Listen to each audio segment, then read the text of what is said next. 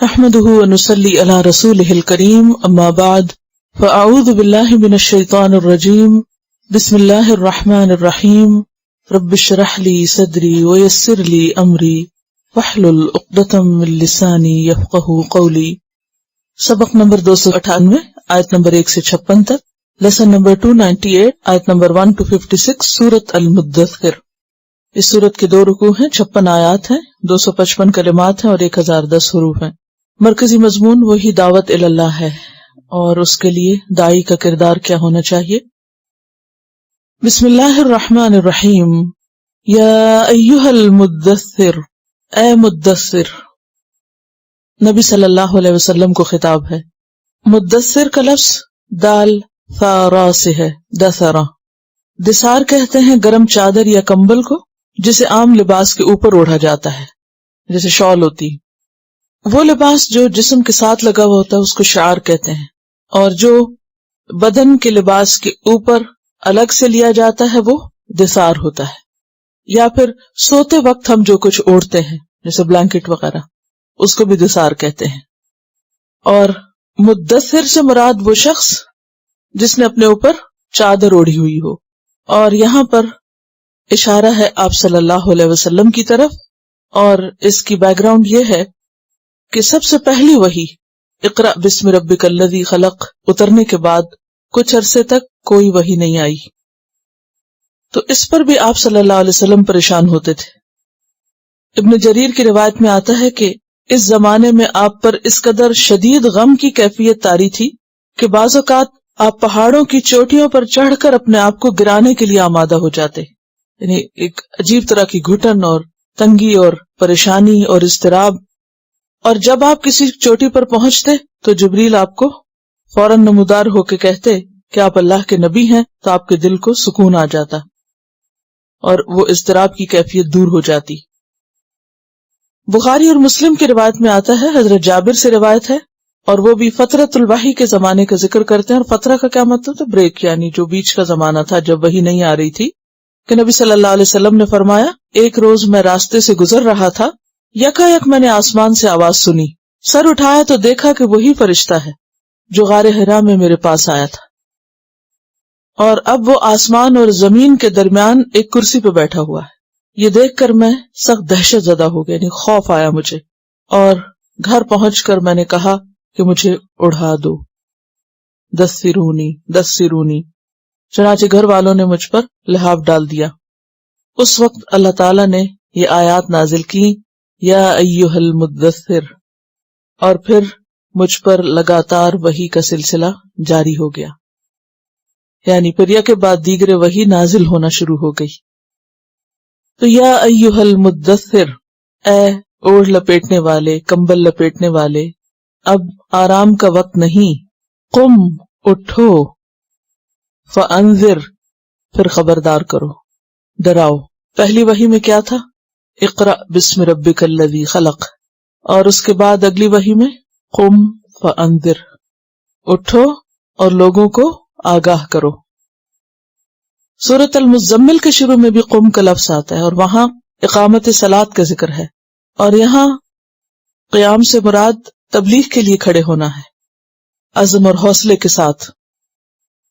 اور کیا کرو؟ فانذر، لوگوں کو خبردار کرو، ڈراؤ۔ تو گویا ایک مبلغ کا، ایک داعی کا اصل کام کیا ہے کہ وہ لوگوں کو خبردار کرے، آگاہ کرے۔ کس چیز سے؟ آخرت کے بڑے مسئلے سے۔ آج آپ دیکھیے کہ دین کے نام پر مختلف چیزوں کی طرف لوگوں کو بلایا جاتا ہے۔ کبھی سیاسی ایشوز ہوتے ہیں، کبھی قومی مسائل ہوتے ہیں، کبھی کوئی اور لوکل یا وقتی یا ذاتی یا اور اسی طرح کے مشکلات ہوتی ہیں، اور ان کے حل کے لیے لوگوں کو اکٹھا کر لیا جاتا ہے۔ لیکن اللہ کی طرف بلانے والے اور دین کا کام کرنے والوں کی اصل ذمہ داری کیا ہے کہ وہ لوگوں کو دنیا کے مسائل سے زیادہ آخرت کے مسئلے سے آگاہ کریں۔ دنیا کے مسائل کے حل کے لیے تو بہت سی انجمنیں، آرگنائزیشنز اور بہت سے ایسے لوگ موجود ہیں کہ جو کبھی ایک مسئلہ لاتے ہیں، کبھی دوسرا، کبھی کوئی صحت کا مسئلہ ہے اور کبھی انوائرمنٹ کا مسئلہ ہے اور کبھی کسی اور چیز کا مسئلہ ہے۔ لیکن یہ سارے مسائل وقتی مسائل ہیں. مثلاً اگر انوائرمنٹ کا مسئلہ ہے تو بہت بڑا مسئلہ ہے لیکن وقتی ہے. جب تک دنیا ہے تو مسئلہ ہے، دنیا ختم ہو گئی تو مسئلہ بھی ختم ہو جائے گا. لیکن اس سے بڑا مسئلہ آخرت کا مسئلہ ہے. اور وہ مسئلہ کیا ہے کہ اگر وہاں انسان اللہ کی مرضی کے مطابق یا اللہ کے سٹینڈرڈ پہ پورا نہ اترا تو ہمیشہ کے لیے اس کباڑ خانے میں پھینک دیا جائے گا جس کا نام جہنم ہے. اور اس کی سزا اور اس کی تکلیف اور اس کی مصیبت نہ ختم ہونے والی ہے. تو یہاں پر اس بات کو بالکل واضح کر دیا گیا کہ دین کے نام پر کرنے کا کام کیا ہے، مقصد کیا ہونا چاہیے، فوکس کس چیز پر ہونا چاہیے، لوگوں کی توجہ کس طرف موڑنی چاہیے، اصل چیز کیا ہے جس کے لیے فکر کرنی چاہیے. قم فانذر وربک فکبر، اور اپنے رب کی پس بڑائی بیان کرو. قم فانذر کا کام وہی کر سکتا ہے جس کے اپنے دل میں رب کی عظمت ہو، جو اللہ کو بہت بڑا مقام دیتا ہو، اور جس کے دل میں اللہ کی عظمت سما گئی ہو، گھر کر گئی ہو، جو واقعی اللہ کو بڑا مان لے، اپنے شعور کے ساتھ اس کے کمال قدرت کو جان کر، اس کی عظمت کو پہچان کر اس کا دل گواہی دے کہ واقعی وہ بڑا ہے. جب اندر بڑائی کا احساس آ جائے گا اللہ کی، اور اپنی بڑائی نکل جائے گی اور لوگوں کی بڑائی نکل جائے گی، تو پھر کیا ہوگا؟ اللہ کی بڑائی آ جائے گی. اور جب اللہ کی بڑائی اندر آ جائے گی تو پھر زبان سے بھی کیا جاری ہوگی؟ اللہ ہی کی بڑائی. پھر انسان کے لیے اللہ کی بڑائی کو بیان کرنا آسان ہو جاتا ہے. لیکن اگر کسی کے اپنے دل میں اللہ کے سوا کوئی اور بڑا ہے، کوئی بھی چیز دنیا کی، کوئی انسان بڑا ہے، کوئی گروہ بڑا ہے، کوئی مال بڑا ہے، کوئی بھی اور چیز بڑی ہے، تو پھر کیا ہوتا ہے کہ جو دل میں ہوتا ہے انسان کی گفتگو میں بھی وہی ہوتا ہے. ہر شخص کے نزدیک جو بڑا ہوتا ہے وہ اسی کی باتیں کرتا ہے. کچھ لوگ اپنی ذات کی باتیں بہت کرتے ہیں، اٹھتے بیٹھتے اپنے بارے میں کوئی نہ کوئی قصہ بیان کرتے رہتے ہیں. کوئی لوگ کچھ اور بزرگوں کے قصے بہت بیان کرتے ہیں، کچھ شخصیات کو بڑھا چڑھا کے بیان کرتے رہتے ہیں، کوئی اور بڑے بڑے مسئلے بڑے بنا کے پیش کرتے رہتے ہیں. یہ دین نہیں ہے. دین کیا ہے؟ وَرَبَّكَ فَكَبِّرْ، رب ہر چیز سے بڑا ہو جائے، لوگوں کے دل میں رب کی بڑائی سما جائے، لوگوں کے دل میں اللہ کا خوف اور اللہ کی محبت ہر چیز سے زیادہ بڑھ جائے. یہ ہے دین. ورنہ اگر کوئی شخص پورا قرآن بھی پڑھ لیتا ہے اور اس کے دل میں اللہ کی عظمت نہیں آتی تو اس نے گویا کچھ نہیں پڑھا. کیونکہ پورے دین کا جو اصل خلاصہ ہے اور جو روح ہے اور جو ہماری زندگی کا مقصد ہے وہ کیا ہے؟ اللہ کا بندہ بننا. وما خلقت الجن والانس الا لیعبدون. اور اگر یہ چیز نہیں آئی تو کچھ بھی نہیں آیا. تو ساری کوششوں کا مرکز کیا ہے؟ وَرَبَّكَ فَكَبِّرْ. بالکل ابتدا میں آپ کو کلیئر کٹ گائیڈ لائن دے دی گئی کہ آپ نے کرنا کیا ہے، کرنے کا کام کیا ہے، کس پہ فوکس کرنا ہے. تو نمبر 1، لوگوں کے لیے ان کی آخرت کو اہم بنانا ہے، ان کی دنیا سے زیادہ. اس وقت تک کوششیں کرتے رہیں جب تک واقعی لوگ اپنی آخرت کو اپنی دنیا سے زیادہ اہم سمجھنے لگے. اور نمبر 2، جب لوگ دنیا کی ہر چیز سے بڑھ کر اللہ کی ذات کو اہم سمجھنے لگے. یہ ہے ٹارگٹ، یہ ہے مقصود، یہ ہے منزل. قم فانذر وربک فکبر. اور اس صورت کا ایک خاص انداز آپ دیکھیں گے کہ آیات بہت چھوٹی ہیں اور تیزی سے حرکت کرتی ہیں. جب آپ پڑھنے لگیں تو آپ کے لیے رکنا مشکل ہوتا ہے، آپ پڑھتے چلے جاتے ہیں. ایک خاص طرح کا ردم بھی ہے. تو یوں محسوس ہوتا ہے جیسے اتنا قرآن پڑھ لیا اور اتنی باتیں جان لی، اب بھی کیوں بیٹھے ہو چپ کر کے؟ اٹھو اور کچھ کرو اور آگے بڑھو اور حرکت کرو. اور اسی مناسبت کے ساتھ یا ایھا المدثر قم فانذر وربک فکبر، اور وہ چھوٹی چھوٹی آیات کے ذریعے چلتے جاؤ اور کرتے جاؤ، قدم قدم آگے بڑھتے جاؤ.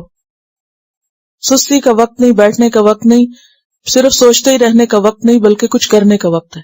اٹھو اور کچھ کرو. قم فانذر وربک فکبر وثیابک فطہر. اپنا لباس پاک رکھو.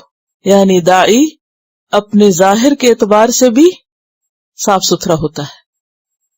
جب وہ اللہ کی بڑائی بیان کرے تو اس کے لیے لازم ہے کہ وہ صاف ستھرے لباس میں ہو. یہ اس کا پہلا معنی ہے، کیونکہ ثیاب کا لفظ ثوب سے، اور ثوب کپڑے کو کہتے ہیں، اور طاہر کا لفظ طہارت سے، پاکیزگی. یعنی جہاں بدن کی پاکیزگی ضروری ہے وہاں لباس کی پاکیزگی بھی ضروری ہے. اور ان اللہ یحب التوابین و یحب المتطہرین، وہاں ہم نے متطہر کا معنی کیا پڑھا؟ اور یہ آیت کن کے بارے میں نازل ہوئی تھی؟ اہل قباء کے بارے میں، کہ جو اپنے جسم کو پاک صاف رکھتے تھے. تو طہارت جسمانی صفائی ستھرائی کے لیے آتی، ظاہری چیزوں کی صفائی کے لیے آتی، اور روح اور اخلاق اور باقی چیزوں کی طہارت کے لیے کیا آتا ہے؟ تزکیہ کا لفظ آتا ہے. ایک اور آیت ہے سورۃ انفال کی جس میں آتا ہے وَيُنَزِّلُ عَلَيْكُم مِّنَ السَّمَاءِ مَاءً لِيُطَهِّرَكُم بِهِ، اتارتا ہے تم پر آسمان سے پانی تاکہ اس کے ذریعے تم کو طاہر کر دے، پاک کر دے. وَيُذْهِبَ عَنكُم رِجْزَ الشَّيْطَانِ، اور تم سے شیطان کا رجز گندگی لے جائے. تو رجز جو ہے وہ ایسی گندگی ہے جو وسوسوں اور اللہ کے بارے میں بدگمانی اور برے خیالات پر مبنی بھی ہو سکتی ہے، اور ظاہری گندگی بھی ہو سکتی ہے. رجزا من السماء ما كانوا يعملون، عذاب کے لیے بھی لفظ آتا ہے. تو یہاں پر ایک داعی کا حال حلیہ کیا ہونا چاہیے؟ وَثِيَابَكَ فَطَهِّرْ، ظاہر میں بھی اس کو صاف ستھرا ہونا چاہیے. نبی صلی اللہ علیہ وسلم کس قدر مسواک کا اہتمام کیا کرتے تھے، اور جسمانی صفائی ستھرائی کا، اور اسی طرح لباس کی صفائی. پھر اسی طرح عربی میں ثیاب کا لفظ جو ہے وہ لباس کے علاوہ دامن کے لیے بھی آتا ہے. دامن کس کو کہتے ہیں؟ کردار کے لیے، یعنی اپنا اخلاق اور اپنا کردار یا اپنا جو ظاہر ہے اس کو بھی پاک رکھیے، یعنی غرور اور نمائش اور کسی قسم کا لبادہ نہ اوڑھیے. یعنی لباس صاف ستھرا تو ہو لیکن کوئی خاص مخصوص قسم کا مذہبی لباس مراد نہیں ہے. آپ دیکھیں گے کہ جیسے فوجیوں کا خاص لباس ہوتا ہے یا کسی اور خاص قسم کے گروہ کا لباس ہوتا ہے، یا بعض مذاہب میں مذہبی جو رہنما یا لیڈرز ہوتے ہیں ان کا ایک خاص قسم کا لباس ہوتا ہے. تو یہاں پر جو دین ہمیں تعلیم دیتا ہے وہ یہ نہیں کہ ہم دین کو محض لباس کی حد تک محدود کر دیں اور صرف لباس ہی نمائندگی کرے اور اس کے بعد کوئی اور چیز دین کی نمائندگی کرنے والی نہ ہو.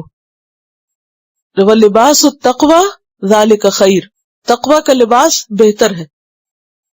تو تقوی کا لباس حدود کی پابندی کرتا ہوگا، یعنی جو اللہ نے بتایا کہ اپنے آپ کو کس طرح ڈھانکو، سطر کس طرح ڈھانپو، باحیا لباس ہو، درست ہو، لیکن اس کے ساتھ ساتھ یہ ہے کہ لباس فخر اور غرور اور اپنی نمائش اور اپنی خاص آئیڈینٹی بتانے کا ذریعہ نہ ہو، بلکہ اصل چیز جس پہ توجہ کی ضرورت ہے وہ کیا ہے؟ صاف ستھرا ہو اور تقویٰ ہو اور نمائش سے پاک ہو. یعنی خود کو نمایاں کرنے کی جو چھپی ہوئی خواہش ہے وہ نہ ہو.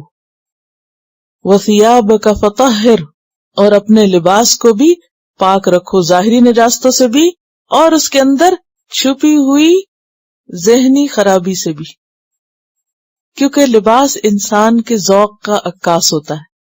انسان کیا پسند کرتا اور کیا نہیں کرتا وہ کہاں سے پتہ چلتا ہے؟ اس کے پہننے کے انداز سے کہ وہ کیا ہے. اور ہر قوم اپنے لباس سے پہچانی جاتی، لباس پہچان کا ذریعہ بھی ہے. تو ایک مسلمان اگرچہ اپنے لباس کی صفائی ستھرائی اور اسلامی وضاقتہ اور حدود کی پابندی سے پہچانا جائے گا، لیکن پھر وہ باریک حد یاد رکھنا وہ لباس نمائش کا ذریعہ نہ ہو، ریاکاری کا ذریعہ نہ بن جائے، وہ ایک لبادہ اوڑھنے والی بات نہ بن جائے کہ بس اس کے ذریعے لوگوں کو دور سے مطمئن کر دو کہ ہم بہت مذہبی لوگ ہیں. وَثِيَابَكَ فَطَهِّرْ وَالرُّجْزَ فَاهْجُرْ، اور گندگی کو چھوڑ دو. رجز کا لفظ جو ہے بتوں کی گندگی کے لیے بھی آتا ہے، اور رجز عام طور پر ظاہری گندگی کے لیے آتا ہے، عذاب کے لیے بھی آتا ہے. سورۃ البقرہ میں آتا ہے نا بنی اسرائیل کے لیے کہ ان پر عذاب اتارا تو رجز کا لفظ آتا ہے. ایسا عذاب جس میں کراہت اور گندگی کا اثر پایا جاتا ہو. تو رجز سے مراد پلیدی، گندگی، گناہ حسی اور مانوی دونوں اعتبار سے استعمال ہوتا ہے. ٹھیک ہے، اگر آپ رجز ایک معنی لکھے گندگی اور پھر حسی اور مانوی کر لیں تو بات پوری ہو جائے گی. وَالرُّجْزَ فَاهْجُرْ، ہر طرح کی گندگی کو ترک کر دیں، خواہ وہ حسی ہے، سامنے ہے، یا پھر وہ مانوی ہے.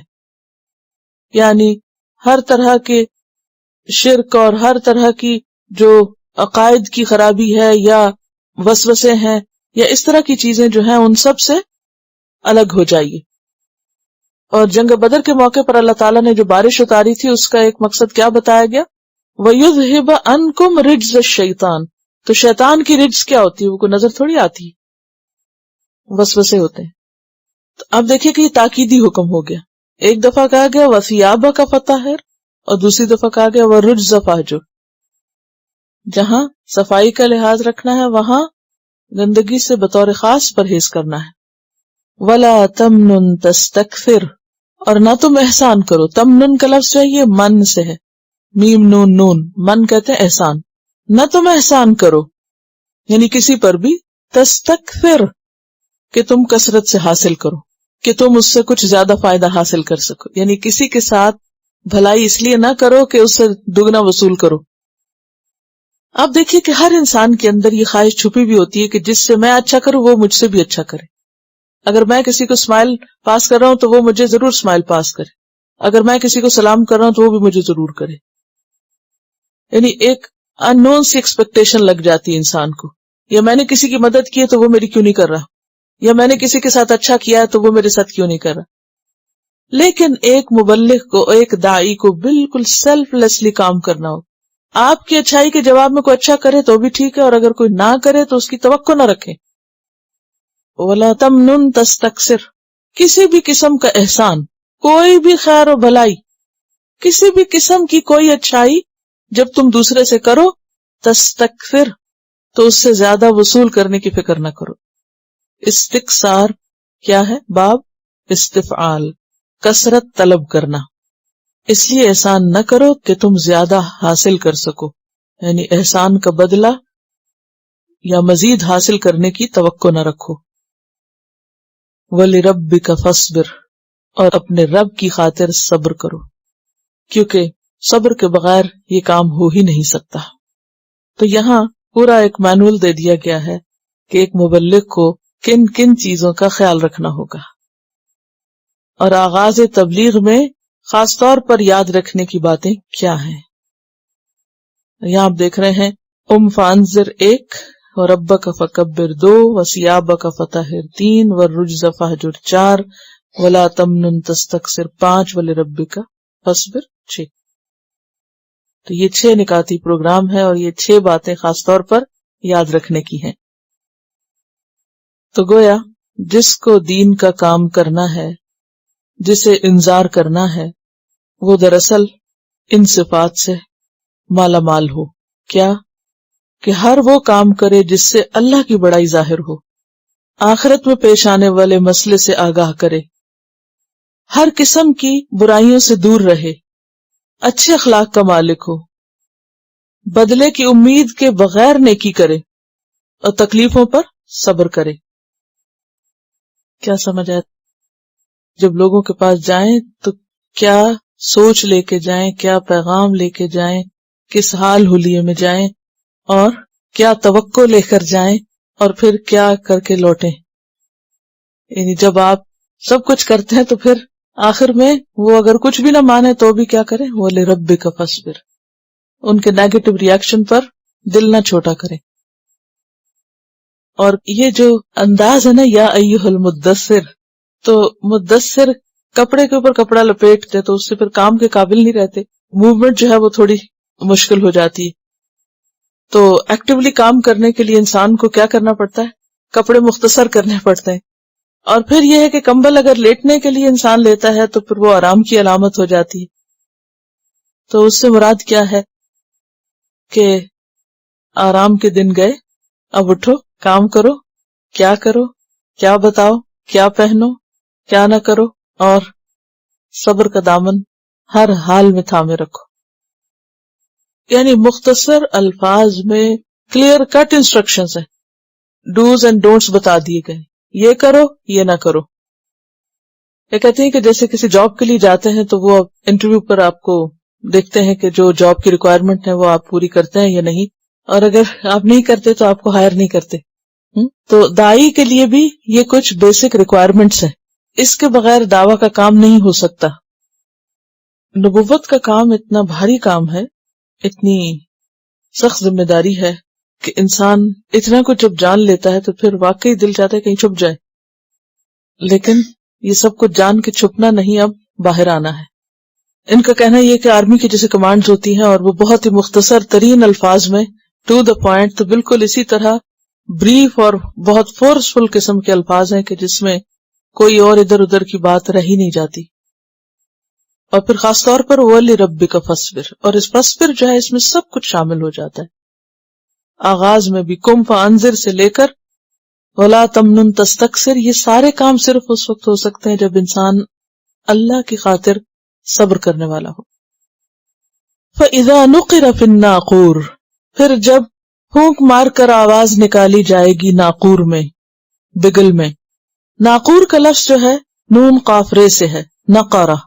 نقرہ کا معنی ہوتا ہے کسی بجنے والی چیز میں پھونک مار کے بجانا، اور ناقور ہر وہ چیز جو کھرکھری اور اندر سے خالی ہو، مثلا بگل یا سور یا کوئی بھی بجانے کی چیز۔ جو بجانے کی چیز ہوتی ہے وہ اندر سے بھری ہوئی نہیں ہوتی، ٹھیک ہے، ڈھول جیسے، تو وہ کیا ہے، اندر سے خالی ہوتا ہے۔ اور نقرہ کا پھر معنی ہوتا ہے آواز پیدا کرنا، کسی چیز کو اتنا کھٹکھٹانا کہ اس میں سوراخ ہو جائے، تو ناقور کیا ہے، بگل ہے۔ اور قیامت کے دن، قیامت کی آمد کے اعلان کے طور پر اسے بجایا جائے گا، اسرافیل علیہ السلام اس میں پھونک ماریں گے اور اس سے آواز پیدا ہوگی، تو کیا ہوگا، فَذَلِكَ يَوْمَئِذٍ يَوْمٌ عَسِيرٌ، فَذَلِكَ تو وہ، يَوْمَئِذٍ اس دن، یومن دن ہوگا، عسیر بہت سخت، بھاری، مشکل، وہ دن بہت سخت دن ہوگا، بہت مشکل دن ہوگا، علی الکافرین کافروں پر، غیر یسیر آسان نہ ہوگا، وہ دن بہت بھاری دن ہے جو منکرین پر بہت مشکل ہوگا اور اہل ایمان کے لیے مختصر ہو جائے گا۔ ذرنی چھوڑو مجھے، ومن خلقت وحیدا اور جس کو میں نے پیدا کیا اکیلا۔ یہاں سے اب آئندہ کچھ آیات ولید بن مغیرہ کے بارے میں نازل ہوئی۔ ولید بن مغیرہ مکہ کے سارے سرداروں میں سے بہت اہم مقام رکھتا تھا۔ اس کے ہم قوم اس کو ریحانۃ قریش کہتے تھے، یعنی قریش کا پھول، مسکراتا پھول۔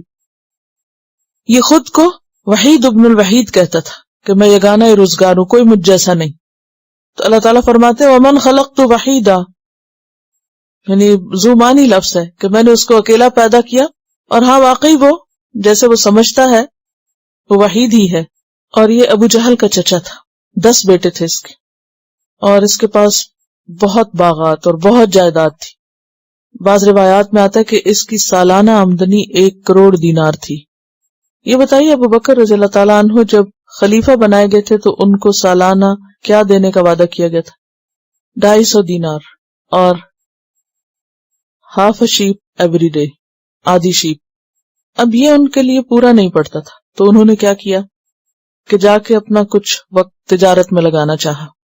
تو ایک دن حضرت عمر گئے، دیکھا کہ 2 لڑکیاں کھڑی ہیں آپ کے دروازے کے باہر اور کسی مسئلے کے لیے کچھ پوچھنا چاہتی ہیں، تو کہا کہ کیوں کھڑی؟ کہا خلیفہ نہیں ہے، خلیفہ سے کام ہے۔ کہا خلیفہ کہاں ہے؟ ڈھونڈنے گئے تو وہ بازار میں کچھ خرید بیچ رہے تھے۔ تو انہوں نے جا کے حضرت ابوبکر کا ہاتھ پکڑا اور کہا آؤ تمہاری ڈیوٹی کیا اور تم یہاں کیا کر رہے؟ تو کہا کہ میں اپنے گھر والوں کو کہاں سے کھلاؤں؟ تو انہوں نے کہا کہ کیا چاہتے ہو تم؟ تو کہا اگر تم 300 دینار مجھے دے دو تو میں اس سے کام چلو، اور 1 شیپ روز کی، یعنی انہوں نے اپنی آفر لگا دی کہ مجھے اتنا چاہیے تو تب میرا کام چلے گا، تب میں فل ٹائم کام کر سکتا ہوں۔ تو اس پر حضرت عمر پھر ان سے کچھ نیگوشیٹ کرنے لگے، تو حضرت علی نے کہا نہیں چھوڑو، جانے دو تاکہ وہ اپنی ذمہ داری نبھا سکے۔ تو اس سے آپ اندازہ لگائیں کہ خلیفہ کی آمدنی سالانہ 300 دینار تھی اور ولید بن مغیرہ کی سالانہ آمدنی 1 کروڑ دینار تھی۔ تو صرف اس کی عمارت کا اندازہ لگانے کے لیے میں نے آپ کو یہ ایک کمپیریزن دیا ہے۔ اللہ تعالیٰ فرماتے ہیں وَجَعَلْتُ لَهُ مَالًا مَمْدُودًا، بنایا میں نے اس کے لیے مال پھیلا ہوا۔ ممدود مد سے ہے نا، اور مد کس کو کہتے ہیں؟ لمبا۔ اور ممدود کا لفظ جو ہے یہ میم دال دال سے، مد سے، اور اسی سے مدت کا لفظ آتا ہے۔ تو ممدود مفعول کے وزن پر ہے، لمبا کیا گیا، بڑھایا گیا، یعنی کثرت سے لمبا چوڑا مال کا سلسلہ اس کا، میلوں میل باغات ہیں اور میلوں میل جائیداد ہے اس کی، مکہ سے طائف تک سلسلہ پھیلا ہوا تھا. وَبَنِينَ شُهُودًا، اور بیٹے حاضر رہنے والے. شہود شاہد سے. 10 بیٹے تھے جن میں سے 3 مسلمان ہو گئے تھے، خالد بن ولید، ہشام بن ولید اور عمارہ بن ولید. باقی 7 نہیں. اور یہ بیٹے اس کے آس پاس ہی رہتے تھے، کہیں نہیں جاتے تھے. اہل مکہ کا پیشہ تجارت تھا، اور تجارت کے لیے وہ لوگ عام طور پر سفر کیا کرتے تھے. رحلت الشتاء والصیف، گرمیوں میں شام کی طرف، سردیوں میں یمن کی طرف. تو جو گھر کے مرد ہوتے تھے وہ عام طور پر بزنس ٹرپس پر شہر سے باہر رہتے تھے. ایک سفر ختم ہوا تو دوسرے پہ چلے گئے. لیکن اس کے بیٹے کہیں نہیں جاتے تھے. کیوں؟ ضرورت ہی نہیں تھی. گھر میں اتنا کچھ تھا کہ ضرورت ہی نہیں تھی. یہ میں کہانی اس لیے آپ کو ساتھ سنا رہی ہوں کہ آیات سمجھ آ جائیں. بنین شہودا، بیٹے ہر وقت حاضر رہتے تھے. تجارتی سفروں پر کہیں جانے کی ضرورت نہیں تھی، باپ کے پاس اتنا کچھ تھا. اور شہود کا ایک معنی یہ بھی کہ لوگ ان کے پاس حاضر ہوتے تھے اپنی حاجات اور ضروریات کے لیے، یعنی ہر وقت چہل پہل ہوتی، ایک میلہ سا لگا رہتا تھا. ظاہر ہے کہ جس کے پاس بہت کچھ ہو، لوگوں کی آمد و رفت اس کے پاس اپنی ضروریات کے لیے لگی رہتی ہے. تو اللہ تعالیٰ پوری اس کی ڈسکرپشن دے رہے ہیں. وَمَهَّدتُ لَهُ تَمْهِيدًا، اور مہیا کیا میں نے اس کے لیے ریاست کو، یا بچھا دیا اس کے لیے سرداری کو. مہد تو کا لفظ جو ہے نا مہد سے. مہد کس کو کہتے ہیں؟ پنگوڑے کو، بچے کے لیے جو لیٹنے کے لیے چیز بنائی جاتی ہے. اور مہاد کا لفظ بھی اسی سے بہت دفعہ پیچھے پڑ چکے، آرام کی جگہ. تو بستر کیا کیا جاتا ہے؟ بچھایا جاتا ہے، اور بچھا کے اس کو ہموار کیا جاتا ہے. کیسے کرتے ہیں؟ ہاتھ سے خوب اس کو سیدھا کرتے ہیں نا، یعنی اس کے لیے فیسیلیٹیٹ کرتے ہیں اور سلوٹیں وغیرہ نکال دیتے ہیں. تو مہد تو لہو تمہیدہ کا مطلب یہ ہے کہ سرداری اور ریاست کی جو راہ تھی اس کے لیے بالکل ہموار کر دی گئی تھی. کوئی اس کے پلے برابر کا تھا ہی نہیں کہ کوئی رکاوٹ ڈالتا. سمجھ گئے؟ بعض اوقات ایسا ہوتا ہے نا کہ جیسے کسی کو اگر کوئی لیڈر منتخب کرنا ہو تو 2-3 اس کے مقابلے کے اور بھی ہوتے ہیں، تو اس میں پھر رکاوٹیں آ جاتی ہیں. لیکن اس کے لیے کوئی رکاوٹ نہیں تھی، کوئی اس جیسا اور تھا ہی نہیں، وحید تھا، قوم کا بہت بڑا لیڈر تھا. تو کہا کہ میں نے اس کے لیے ریاست کی راہ ہموار کی ہے. اور تمہید اسی سے ہے پھر، مہدت لہو تمہیدہ، باب تفعیل سے مفعول مطلق، یعنی اس کے لیے خوب مال ہے، خوب ریاست، یعنی دنیا کی ہر چیز اس کے لیے پھیلی ہوئی ہے، نعمتیں اس کے لیے عام ہیں، ہر چیز کی فراوانی ہے. ثم یطمع، پھر بھی طمع رکھتا ہے، ان ازید، کہ میں اس کو اور زیادہ دوں گا. اتنا کچھ پا کے بھی. اب سوچئے جس بندے کی سالانہ آمدنی اتنی ہو، 10 بیٹے ہوں، ریاست اس کے پاس ہو، حرص تو اس کی بھی ختم نہیں، طمع اس کی، لالچ کیا ہے؟ ابھی کم ہے، اور ہونا چاہیے. کلا، ہرگز نہیں، اب نہیں، بس ہو گیا جو تھا. انہ کان لآیاتنا عنیدا، بے شک وہ ہماری آیات سے عناد رکھنے والا ہے. یعنی اتنا کچھ پا کے بھی اللہ کی قدر نہیں اس نے پہچانی، کوئی شکر ادا نہیں کرتا اور اس کے پیغمبر کو جھٹلاتا ہے اور ہماری آیات سے دشمنی رکھتا ہے. عناد کا کیا معنی ہوتا ہے؟ جاننے کے باوجود حق کی مخالفت کرنا. ایک ادوب ہوتا ہے نا، اور ایک انید ہوتا ہے. پیچھے آپ سورۃ قاف میں بھی انید کا لفظ پڑھ چکے ہیں. تو عناد ہوتا ہے جاننے کے باوجود حق کی مخالفت، یعنی یہ ہماری آیات کو پہچانتا بھی ہے، جانتا بھی ہے، اس کے باوجود مخالفت کرتا ہے. کہا جاتا ہے کہ بہت سمجھدار آدمی تھا دنیاوی اعتبار سے، اور عربی کلام کو خوب جانتا تھا، اور کافی حد تک قرآن سے متاثر بھی ہو چکا تھا. آپ کو یاد ہوگا کہ جب قریشی سرداروں کو یہ فکر دامنگیر ہوئی کہ اگر لوگ باہر سے آئیں گے حج کے موقع پر تو وہ محمد صلی اللہ علیہ وسلم کی باتیں سے ان کے متاثر ہو جائیں گے، تو کیوں نہ ہم پہلے سے کو سدباب کرتے ہیں. تو ان لوگوں نے مل کر ایک میٹنگ کی، اور ایک نے کہا کہ ہم یہ مشہور کر دیں کہ آپ شاعر ہیں. تو اس نے کہا کہ نہیں، یہ تو بات نہیں چلے گی، شاعر سب نے دیکھے ہوئے ہیں، کوئی آپ کی بات نہیں مانے گا. کسی نے کہا ہم کاہن کہیں گے، کسی نے کہا مجنون کہیں گے. تو اس نے کہا کہ نہیں، تمہاری باتوں کا کوئی یقین نہیں کرے گا. تو بہرحال حج کا موسم قریب تھا، اور پورے زور و شور سے یہ کوششیں ہو رہی تھی کہ کسی طرح آپ صلی اللہ علیہ وسلم سے لوگوں کو دور کیا جائے. اور سب لوگ پھر اسی کے پاس جمع ہوئے، ولید بن مغیرہ کے پاس بھی. اور اس نے سب کی باتیں سنی اور پھر وہ نہیں مانا. تو اس نے تھوڑی دیر غور و فکر کیا اور پھر اپنی رائے پیش کی. کہنے لگا کہ مجھے ذرا سوچنے دو کہ کیا زیادہ بہتر ہے. اور اس کی پھر آگے اللہ تعالیٰ پوری ڈسکرپشن دیتے ہیں کہ کس طرح اس نے غور و فکر کیا، منہ بسورا، پیشانی سکیڑی اور پھر سوچنا شروع کیا، اور پھر اس کے بعد اپنا کوئی فلسفہ لایا. تو اس پر آگے انشاءاللہ بات ہوگی.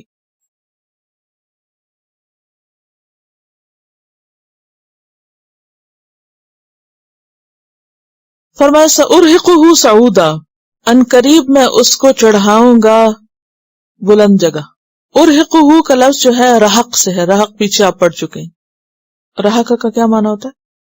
ایک چیز کا دوسری کے اوپر اس طرح چھا جانا کہ دوسری چھپ جائے.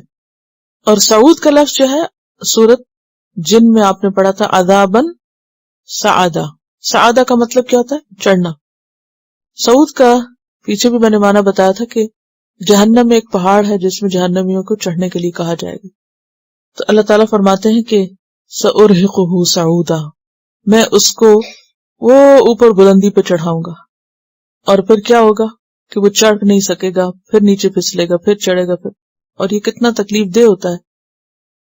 یعنی جہنم کا عذاب تو اپنی جگہ ہے، لیکن اگر ساتھ یہ مشقت بھی کرنی پڑے کہ آپ کو کہیں چڑھنے کے لیے کہا جائے اور آپ تھوڑا سا چڑھے پھر نیچے گر پڑے، پھر چڑھے پھر گر پڑے، پھر تو یہ کہا گیا کہ سأرہقہ صعودا، یعنی دنیا میں یہ بڑا بنتا ہے اور بہت بلندیوں کو چو رہا ہے. قیامت کے دن بھی اس کو کہا جائے گا تم ذرا بلند ہو، اوپر جاؤ، تو چوٹی پہ چڑھو. اور یہ چڑھنا چاہے گا کیونکہ دنیا میں اپنے آپ کو بڑی چیز سمجھتا تھا، وہاں بھی دوسروں کے مقابلے میں ذرا اونچا ہونا چاہے گا لیکن چڑھ نہ سکے گا. انہ فکر وقدر، کیسے یہ ہماری آیات سے اناد رکھتا ہے، بے شک اس نے غور و فکر کیا. یہ کب کی بات ہے؟ جب لوگ اس کے پاس جمع ہوئے اور مشورے کر رہے تھے کہ ہم حاجیوں میں آنے والوں میں کیا بات آپ کے خلاف مشہور کریں کہ وہ یقین کر لیں اور آپ کی بات پر ایمان نہ لائیں، تو آپ کا پیغام نہ پھیلے. تو اس نے کیا کہا تھا؟ اچھا مجھے سوچ لینے دو. اور بہت فخر سے، اکڑ سے اس نے وہ سارا معاملہ کیا. انہ فکر، بے شک اس نے غور و فکر کیا، وقدر، پھر اندازہ کیا، فقتل، پھر مارا جائے، کیف قدر، کیسے اس نے بات طے کی، کیسے اس نے اندازہ کیا. اور یہ کیا غور کر رہا تھا کہ قرآن میں سے کہاں سے کون سی بات ایسی نکالی جائے، کس بات کو ٹویسٹ کر کے پیش کیا جائے تو یہ ثابت کیا جا سکے کہ یہ کلام کوئی بہت مؤثر کلام نہیں ہے اور یہ کوئی قابل توجہ چیز نہیں ہے. تو اس کا غور و فکر کس کام کے لیے تھا؟ قرآن میں نکتہ چینی کے لیے، قرآن میں محمد صلی اللہ علیہ وسلم کے پیغام میں کوئی عیب تلاش کرنے کے لیے. تو اللہ تعالیٰ فرماتے ہیں فَقُتِلَ كَيْفَ قَدَّرَ ثُمَّ قُتِلَ كَيْفَ قَدَّرَ، پھر مارا جائے. قتلہ کا لفظ ہے نا، یہاں لفظی معنی میں نہیں ہے کہ قتل کیا جائے، یہ بددعائیہ کلمہ ہے کہ یہ کیسے اندازے کر رہا تھا اور کیسی باتیں بنا رہا تھا اور کس طرح یہ ایکٹ کر رہا تھا اس وقت. قدر کا معنی کیا ہوتا ہے؟ کسی چیز کے بارے میں کوئی بڑی رائے پیش کرنا اور اندازے لگانا اور دوسروں سے ہٹ کے کوئی مختلف بات سامنے لانا. ثم نظر، پھر اس نے غور کیا، پھر دیکھا. ثم عبس، پھر ترشرو ہوا. وبصر، منہ بسورا، منہ بنایا. یعنی آپ دیکھیں کہ اللہ تعالیٰ اس کے غور و فکر اور اس کی بات بنانے کے انداز اور اس کے چہرے کے جو ایکسپریشن ہے ان تک کو بیان کر رہے ہیں کہ سب کی باتیں مجلس میں سنتا رہا. اب آپ ذرا امیجن کریں کہ ایک ایسا شخص ہے جو انتہائی مالدار ہے، قوم کا سردار بھی ہے، پڑھا لکھا بھی ہے، اور لوگ اس کے پاس حاضر ہوتے ہیں تاکہ اس سے مشورہ لیں، کیونکہ لوگ اس کو یا عوام الناس اس کو بہت امپورٹنس دیتے ہیں اور اس کی رائے کی بہت قدر کرتے ہیں. اور وہ بیٹھا ہوا ہے اپنے دربار میں سب کے سامنے اور لوگ طرح طرح کی باتیں کر رہے ہیں اور وہ سب کی باتوں کہتے ہیں نہیں تم تو ایسی باتیں کر رہے ہو کوئی بیکار ہیں. اور پھر کیا کرتا ہے؟ ایک خاص اسٹائل میں لوگوں کے اوپر حقیر نگاہ ڈالتا ہے بہت فخر کے ساتھ اور لوگوں کی باتوں پہ منہ بسورتا ہے، تیوری چڑھاتا ہے. عبسہ کا کیا معنی ہوتا ہے؟ تیوری چڑھانا، یہ جو دو آنکھوں کے بیچ میں جو ماتھے کی جگہ ہے اس پہ بل ڈالنا. عبسہ و بصر، و بصر کا منہ بسورنا، اردو میں بھی بسورنا کہتے ہیں. یعنی لوگوں کو حقیر سمجھ کے اور ان کو بے وقوف سمجھ کے بہت اکڑ سے ایک اسٹائل کے ساتھ منہ بسور کے غور و فکر کے انداز میں بیٹھ گیا. ثم ادبر، پھر پیٹھ پھیری. واستکبر، اور غرور کیا. یعنی جس گیدرنگ کو یہ ہیڈ کر رہا تھا یا ان کا سردار جہاں بن کے بیٹھا ہوا تھا ان کو اپنے انداز سے یہ بتایا کہ یہ جو کچھ تم کر رہے ہو تم بھی ٹھیک نہیں، اور محمد صلی اللہ علیہ وسلم کا پیغام بھی ایسا نہیں. تو اصل چیز کیا تھی؟ استکبر، تکبر. فقال، پھر کیا کہا اتنے غور و فکر کے بعد؟ ان ھذا الا سحر یؤثر، یہ تو جادو ہے جو روایت ہوتا چلا آ رہا ہے. یہ پہلے دور میں بھی ہوتا تھا، وہی سلسلہ اب تک چلا آ رہا ہے. یؤثر اثر سے، یعنی نقل ہوتا آ رہا ہے. ان ھذا الا قول البشر، نہیں ہے یہ مگر قول ایک انسان کا. یہ قرآن اللہ کا نہیں، محمد صلی اللہ علیہ وسلم کا اپنا ہی کلام ہے. جیسے سورۃ النحل میں بھی آتا نا انما یعلمہ بشر. اللہ سبحانہ وتعالیٰ یہ واقعہ اتنی تفصیل سے کیوں بیان کر رہے ہیں؟ چہرے کے تاثرات اور غور و فکر کا انداز اور اس کی پھر بات اور اس کی پوزیشن اور اس کا مال اور اس کے بیٹے اور اس کی جائیداد اور اس کی سرداری اور ایک چیز جو ہے ڈیٹیل کے ساتھ سارا نقشہ کھینچ دیا ہے کہ دنیا کا مال انسان کو کس قدر متکبر بنا کے حق سے کتنا دور کرتا ہے، پہچاننے کے باوجود اناد اور پھر غلط بیانی اور اس کو غلط ثابت کرنے کی ہر کوشش. پہلے تو یہ بتایا گیا کہ کیا کرنا ہے، پھر یہ بتایا گیا کہ کن لوگوں سے واسطہ پیش آ سکتا ہے. ایسے میں پھر کیا کرنا ہے؟ جن کے پاس اتنا کچھ ہو، مال بھی ہو، اولاد بھی ہو، علم بھی ہو، سرداری بھی ہو، لوگ اس کی بات سنتے بھی ہوں، تو لوگ لک فارورڈ کرتے ہیں نا کہ اچھا اب یہ کیا کہتے ہیں، جن کی یہ پوزیشن ہے، جن کا یہ مقام ہے، یہ ہمیں کچھ گائیڈ کرے، یہ جو کہیں گے ہم وہی کرنے کو تیار ہیں. اور پھر آپ دیکھیے کہ لوگ کس طرح آنکھیں بند کر کے ایسے لوگوں کی بات مانتے ہیں. جدھر کو وہ اشارہ کریں لوگ اسی طرف چل پڑتے ہیں. وہ کسی کو اچھا کہہ دیں تو اس پہ بھی سر ہلا دیتے ہیں، اور وہ کسی کو برا کہہ دیں تو آنکھیں بند کر کے اس کے پیچھے برا کہہ دیں گے. اور اس میں ان لوگوں کے لیے بھی سبق ہے کہ جو یہ کرتے ہیں کہ ایسا کرنے والے بظاہر دنیا میں کتنا بھی بڑا مقام رکھتے ہوں لیکن آخرت کا انجام نہ بھولیں. دو کرداروں کو بھی آمنے سامنے رکھا گیا ہے کہ ایک کردار جو ہے اس کا اخلاق کیا ہے اور دوسرا مخالف کردار جو ہے اس کا انداز اور لائف اسٹائل کیا ہے. تو ایک داعی کو کس انداز میں اللہ کا کام کرنا ہے، کس کو آئیڈیالائز کرنا ہے اور کس کو نہیں کرنا. یہ ایک عام انسانی کمزوری ہے نا کہ ایسی شخصیات سے بہت جلد متاثر ہو جاتے ہیں ہم، خواہ وہ کتنے ہی غلط کر رہے ہوں. ان کی باتوں کو، ان کے انداز کو ہم حرف آخر سمجھ لیتے ہیں. آج آپ دیکھیں کہ خود مسلمانوں کے اندر ایسے لوگ موجود ہیں کہ جو اسلام کے خلاف اس قسم کی شخصیات اور انداز اختیار کرنے والوں سے بے حد متاثر ہیں. پھر اس سے کیا ہے؟ اس سے دین کا کام نہیں ہو سکتا. چلیے آگے چلتے ہیں. فقال ان ھذا الا سحر یؤثر ان ھذا الا قول البشر، یعنی نبی صلی اللہ علیہ وسلم کی بات کو اور خاص طور پر قرآن کو یہ کہہ کے کہ ہاں انسانی کلامی ہے، یہ کہہ کے کیا کر دیا؟ غیر اہم کر دیا کہ کوئی اس کی طرف توجہ نہ دے. ان ھذا الا قول البشر. اور یہ جو پیچھے ہے جہاں سے ہم نے شروع کیا تھا کہ قیامت کا دن جو ہے بہت سخت ہے ایسے منکرین کے لیے، اور اس کی سختی کا ذکر قرآن مجید میں کئی دفعہ گزرا ہے. یا ایھا الناس اتقوا ربکم ان زلزلۃ الساعۃ شیء عظیم یوم ترونھا تذہل کل مرضعۃ عما ارضعت وتضع کل ذات حمل حملھا. اور سورۃ مزمل میں بھی فکیف تتقون یوما یجعل الولدان شیبا، یہ ہے یوم عسیر. اور سورۃ النمل میں کیا آتا ہے؟ وَيَوْمَ يُنفَخُ فِي الصُّورِ فَفَزِعَ مَنْ فِي السَّمَاوَاتِ وَمَنْ فِي الْأَرْضِ إِلَّا مَنْ شَاءَ اللَّهُ وَكُلٌّ أَتَوْهُ دَاخِرِينَ. تو یہ جتنے متکبرین ہیں وہ قیامت کے دن کیسے آئیں گے؟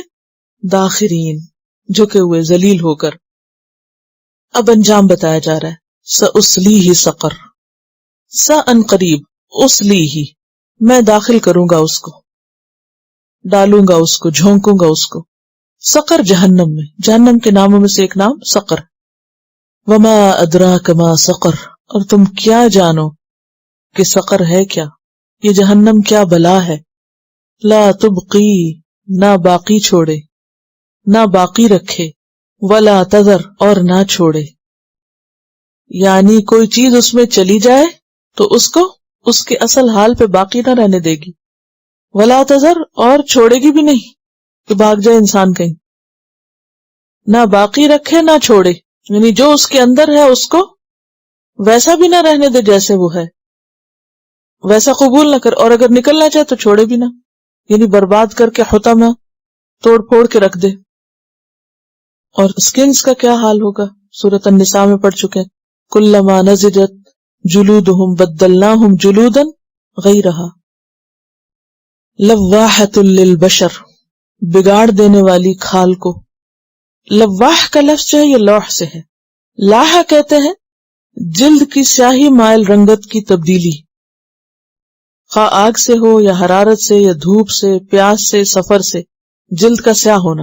آپ نے دیکھا ہوگا جب بہت دھوپ نکلتی ہے اور لوگ دھوپ میں جاتے ہیں تو کیا ہوتا ہے، ان کے چہرے وہ رنگ بدل جاتے ہیں نا۔ اور اسی طرح سفر سے بھی جب انسان لوٹتا ہے تو گرد و غبار سے چہرہ کالا ہو جاتا ہے۔ تو دھوپ، سفر اور آگ کے آگے جو کام کرتے ہیں جیسے تنور وغیرہ پہ، تو ان کے چہروں کا بھی رنگ بدل جاتا ہے، پیاس، سکن ڈرائی ہو جاتی ہے، تو یہ ساری چیزیں انسان کی فریشنس ختم کر دیتی ہیں۔ تو آگ سے جب کسی شخص کے چہرے کی رنگت بدلے یا جسم کی حالت بدلے یا سکن خراب ہو تو اس کے لیے لفظ آ رہا ہے لواح، فعال کے وزن پر، لواحۃ، بالکل سکن کو بدل کے رکھ دے گی۔ اور بشر کا لفظ انسان کے لیے آتا ہے لیکن بیسیکلی اس کا معنی ہوتا ہے کھال کی اوپر کی سطح، سکن، کیونکہ انسان کو بشر کہا ہی اس لیے جاتا ہے کہ اس کی سکن جو ہے وہ دوسرے جانوروں سے مختلف ہے، کسی کے بال ہوتے ہیں، کسی کے پر ہوتے ہیں، کسی کا کچھ اور ہوتا ہے، لیکن انسان کے لیے کیا ہوتا ہے، سکن ہوتی۔ تو آگ کا پہلا جھونکا کھال کو سکیڑ دے گا، جلا دے گا اور اس کو ختم کر کے رکھ دے گا، پھر اور جلد آ جائے گی، جیسے کلما نضجت جلودہم بدلناہم جلودا غیرہا، پھر وہ جل جائے گی تو وہ اترے گی تو اور آئے گی تو اتار دی جائے گی، یعنی بار بار کھال تبدیل ہوتی رہے گی، کیونکہ کھال ہی دراصل جلنے کا مقام ہے یا محسوس ہونے کا۔ علیہا 19، علیہا اس جہنم پر، 19 10، یعنی 9 10 19، 19 کے لیے آتے، اس جہنم پر 19 فرشتے مقرر ہیں۔ وما جعلنا اصحاب النار الا ملائکہ، اور نہیں بنایا ہم نے آگ کے ساتھیوں کو یعنی جہنم پر داروغوں کو، الا ملائکہ مگر ملائکہ۔ جہنم پر ہم نے جو چوکیدار مقرر کیے ہیں وہ فرشتے ہی، جہنم کا انتظام ہم نے فرشتوں کے سپرد کیا ہے۔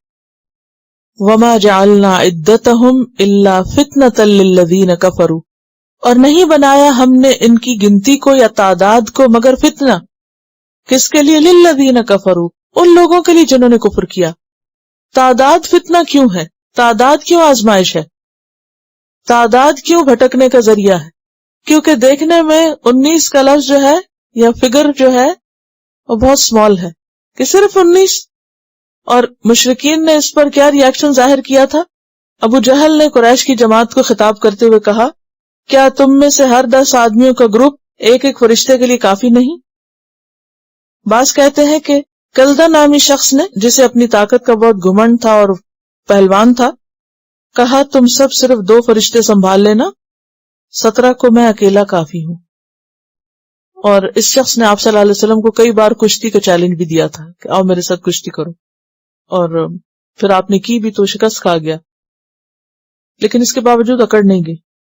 فرمایا وما جعلنا عدتهم الا فتنة للذین کفروا، نہیں بنایا ہم نے ان کی گنتی کو مگر ایک آزمائش ان لوگوں کے لیے جنہوں نے کفر کیا، کہ وہ سمجھتے ہیں کہ یہ تعداد تو تھوڑی سی ہے اور ہم اس کو نبٹ لیں گے اور ان جہنم کے چوکیداروں کو پکڑ کے ایک طرف کر کے ہم باہر نکل آئیں گے۔ آپ دیکھیں کہ جو مجرم ہوتے ہیں نا، مثلاً اگر کسی نے کسی بینک پہ ڈاکہ ڈالنا ہے یا کوئی اور اس طرح کا غلط کام کرنا ہے تو پہلے وہ کیا دیکھتے ہیں، یہ جو چوکیدار ہیں ان کی کتنی طاقت ہے، وہ کیا کر سکتے ہیں، وہ کتنا ریزسٹ کر سکتے ہیں، یا ان کے پاس کون سا اسلحہ ہے، یا ان کو کس وقت پکڑا جا سکتا ہے۔ تو ان لوگوں کی دنیا کے علم اور مال و دولت کے باوجود ان کی نظر اور عقل اور سمجھ اتنی چھوٹی تھی کہ یہ آخرت کو بھی دنیا کے پیمانوں پہ ناپتے تھے، اس لیے اس غلط فہمی کا شکار ہوئے اور اس لیے ہنسنے لگے اور اس لیے یہ مذاق کرتے تھے اور کہتے تھے کہ وہ ہم نمٹ لیں گے ان سے، ہم مقابلہ کر لیں گے. فرمایا کہ یہ گنتی ان کے لیے ایک مصیبت بن گئی ہے، یہ سمجھتے ہیں کہ بہت کم نمبر ہے. لیکن ہم نے یہ گنتی کیوں بتائی؟ لِيَسْتَيْقِنَ الَّذِينَ أُوتُوا الْكِتَابَ، تاکہ یقین کر لیں وہ لوگ جنہیں کتاب دی گئی. کس کی طرف اشارہ ہے؟ یہود و نصارہ کی طرف. یہود و نصارہ یقین کر لیں کس بات کا؟ کہ یہ قرآن سچا ہے، کیونکہ ان کی کتابوں میں بھی جہنم کے جو فرشتے ہیں ان کی تعداد 19 ہی بتائی گئی، تو وہی تعداد قرآن نے بتائی. تو جب تعداد ایک ہی تھی تو اس سے اہل کتاب کے لیے بات واضح ہو گئی اور یقین آسان ہو گیا. لِيَسْتَيْقِنَ الَّذِينَ أُوتُوا الْكِتَابَ وَيَزْدَادَ الَّذِينَ آمَنُوا ایمانا، اور تاکہ زیادہ ہو جائے ان لوگوں کا جو ایمان لائے ایمان. ایمان والوں کا ایمان بڑھ جائے. وہ کیسے بڑھ سکتا ہے؟ کہ اچھا پچھلی کتابوں کی تصدیق کر رہا ہے یہ قرآن، پچھلی کتابوں میں بھی یہی اور وہی چیز آپ بتا رہے، تو ایک کے ساتھ جب ایک اور کی گواہی مل جاتی ہے تو اس سے کیا ہوتا ہے؟ آپ کو یاد ہوگا کہ جب جوڈیزم کا لیکچر ہو رہا تھا اور اس میں جو کچھ مماثلتیں آپ کو نظر آ رہی تھی، تو ہر اس مماثلت پر آپ کا ری ایکشن کیا تھا؟ یعنی ایک اور طرح کی فیلنگ ہوتی ہے نا کہ باتیں تو وہی ہیں، تعالوا الی کلمۃ سواء بیننا و بینکم. تو یہ علم کی مماثلت جو ہے یہ بعض اوقات انسان کے یقین کو اور پختہ کر دیتی ہے، ایمان میں پختگی کا ذریعہ بنتی ہے. ولا یرتاب الذین، اور نہ شک کریں وہ لوگ، اوتوا الکتاب، جو کتاب دیے گئے، والمؤمنون، اور مومن. کس بات میں؟ کہ یہ کلام برحق ہے، یہ پیغمبر سچا ہے. وَلِيَقُولَ الَّذِينَ فِي قُلُوبِهِم مَرَضٌ، اور تاکہ کہیں وہ لوگ جن کے دلوں میں بیماری ہے، منافقین، شک ہے، نفاق ہے. وَالْكَافِرُونَ، اور کافر. مَاذَا أَرَادَ اللَّهُ بِهَذَا مَثَلًا، اللہ نے اس مثال سے کیا ارادہ کیا، یہ مثال کیوں دی؟ اور آپ دیکھیے کہ جن لوگوں کے دلوں میں کھوٹ ہوتا ہے وہ ہمیشہ کوئی نہ کوئی ایسا نقطہ نکال لیتے ہیں کلام کے اندر سے کہ جس سے مؤثر بات بالکل بیکار ہو جاتی ہے. آپ کسی کے سامنے بہترین دلیل کوئی دیں تو جن لوگوں کے اپنے اندر خرابی ہوتی ہے وہ اس کو کس طرح کاؤنٹر کرتے ہیں؟ پوری بات میں سے کوئی ایک لفظ، ایک جملہ ایسا چن لیں گے جس سے آپ کی بات میں کنٹرڈکشن ثابت کریں گے، یا کوئی ایسی بات نکالیں گے کہ جو آپ کہہ رہے ہیں وہ بالکل غلط ہے، خواہ آپ کتنے بھی صحیح کیوں نہ ہو. منطق کے زور پر، لاجک کے ساتھ انسان بعض اوقات صحیح کو غلط، غلط کو صحیح کر سکتا ہے، لیکن حقیقت تو نہیں بدلتی. تو اللہ تعالیٰ فرماتے ہیں کہ جن کے دلوں میں بیماری ہے وہ اور کافر یہ کہیں کہ اللہ یہ مثالیں کیوں دے رہا ہے. پیچھے بھی سورۃ البقرہ میں ہم پڑھ چکے ہیں، یضل بہ کثیرا ویہدی بہ کثیرا وما یضل بہ الا الفاسقین. چیز ایک ہی ہوتی ہے، کچھ لوگوں کے لیے وہی ہدایت کا ذریعہ بن جاتی ہے اور کچھ لوگوں کے لیے وہ اور بگاڑ کا ذریعہ بن جاتی ہے. ایسا کب ہوتا ہے؟ ایک ہی چیز کچھ لوگوں کی ہدایت اور کچھ لوگوں کی گمراہی کا ذریعہ بنتی ہے. وائی ایسا ہوتا ہے نا؟ مثلا آپ قرآن مجید سن رہے ہیں اور ہر روز مزید آیت، نئی آیت آپ کے دل پر ایک اور مزید یقین کی کیفیت لاتی، لیکن بعض لوگوں کے لیے یہ سب چیز بالکل بیکار ہے اور آپ کو گمراہ کیا جا رہا ہے، برین واش کیا جا رہا ہے. اپنی طلب اور اپنی انسان کی کسی بھی چیز کے ساتھ سنجیدگی جو ہوتی ہے نا، اور اس کا جو شوق اور اس کی جو طلب ہوتی ہے نا، وہ اس چیز کی بیٹر انڈرسٹینڈنگ کی راہ ہموار کرتی ہے. مثلاً اگر آپ کو کوئی چیز خریدنی ہے، مثلا آپ کو کوئی فرنیچر چاہیے، اور اگر آپ کو خریدنے کی نیت نہیں نا تو آپ کسی بھی فرنیچر شو روم میں جاتے ہیں تو آپ کا رویہ کیا ہوتا ہے؟ ہر چیز پہ مذاق کر رہے ہوتے ہیں، یہ دیکھو یہ کیسا پلنگ رکھا ہوا، اور یہ کیسی کرسی، اور یہ کون خریدتا ہوگا، اور یہ کیا چیز ہے اور وہ کیا چیز ہے. ہر چیز میں کوئی نہ کوئی نقص نکال کے ایک طرف سے جائیں گے دوسرے سے باہر. لیکن اگر آپ واقعی خریدنے کی نیت سے گئے ہیں تو پھر آپ کیا کرتے ہیں؟ پھر اور نظر سے اس کو دیکھتے ہیں. پھر اگر بظاہر آپ کو کوئی خرابی نظر آ بھی رہی ہو تو پھر آپ اس کو بلا کے پوچھتے ہیں کہ مجھے اس کے بارے میں مزید تفصیل چاہیے. تو وہ آپ کو کچھ بتائے گا جو بتانے والا ہے، تو آپ کی تسلی ہو جائے گی، یا پھر آپ واقعی اس کو سمجھ کے کہیں گے یہ چیز میری ضرورت کی نہیں. تو جب کسی چیز کے ساتھ انسان کا تعلق سنجیدگی کا تعلق ہوتا ہے، وہ اس کو اپنی ضرورت سمجھتا ہے، تو اس کے ساتھ اس کا رویہ بالکل اور ہوتا ہے. اور جب کوئی شخص کسی چیز کے ساتھ نان سیریس ہوتا ہے اور ظاہر سے ہی بس دیکھ رہا ہوتا ہے، تو پھر وہ اس کے ساتھ ایک مذاق کا رویہ اور ایک اعتراض کا رویہ اور ایک بیکار کی حجت بازی اختیار کرتا ہے، اور ساری بات میں سے وہ چنتا ہے جہاں سے اس کو یہ مل جائے کہ یہ جو کر رہے ہو تم یا جو پڑھ رہے ہو یہ اس کا کوئی فائدہ نہیں۔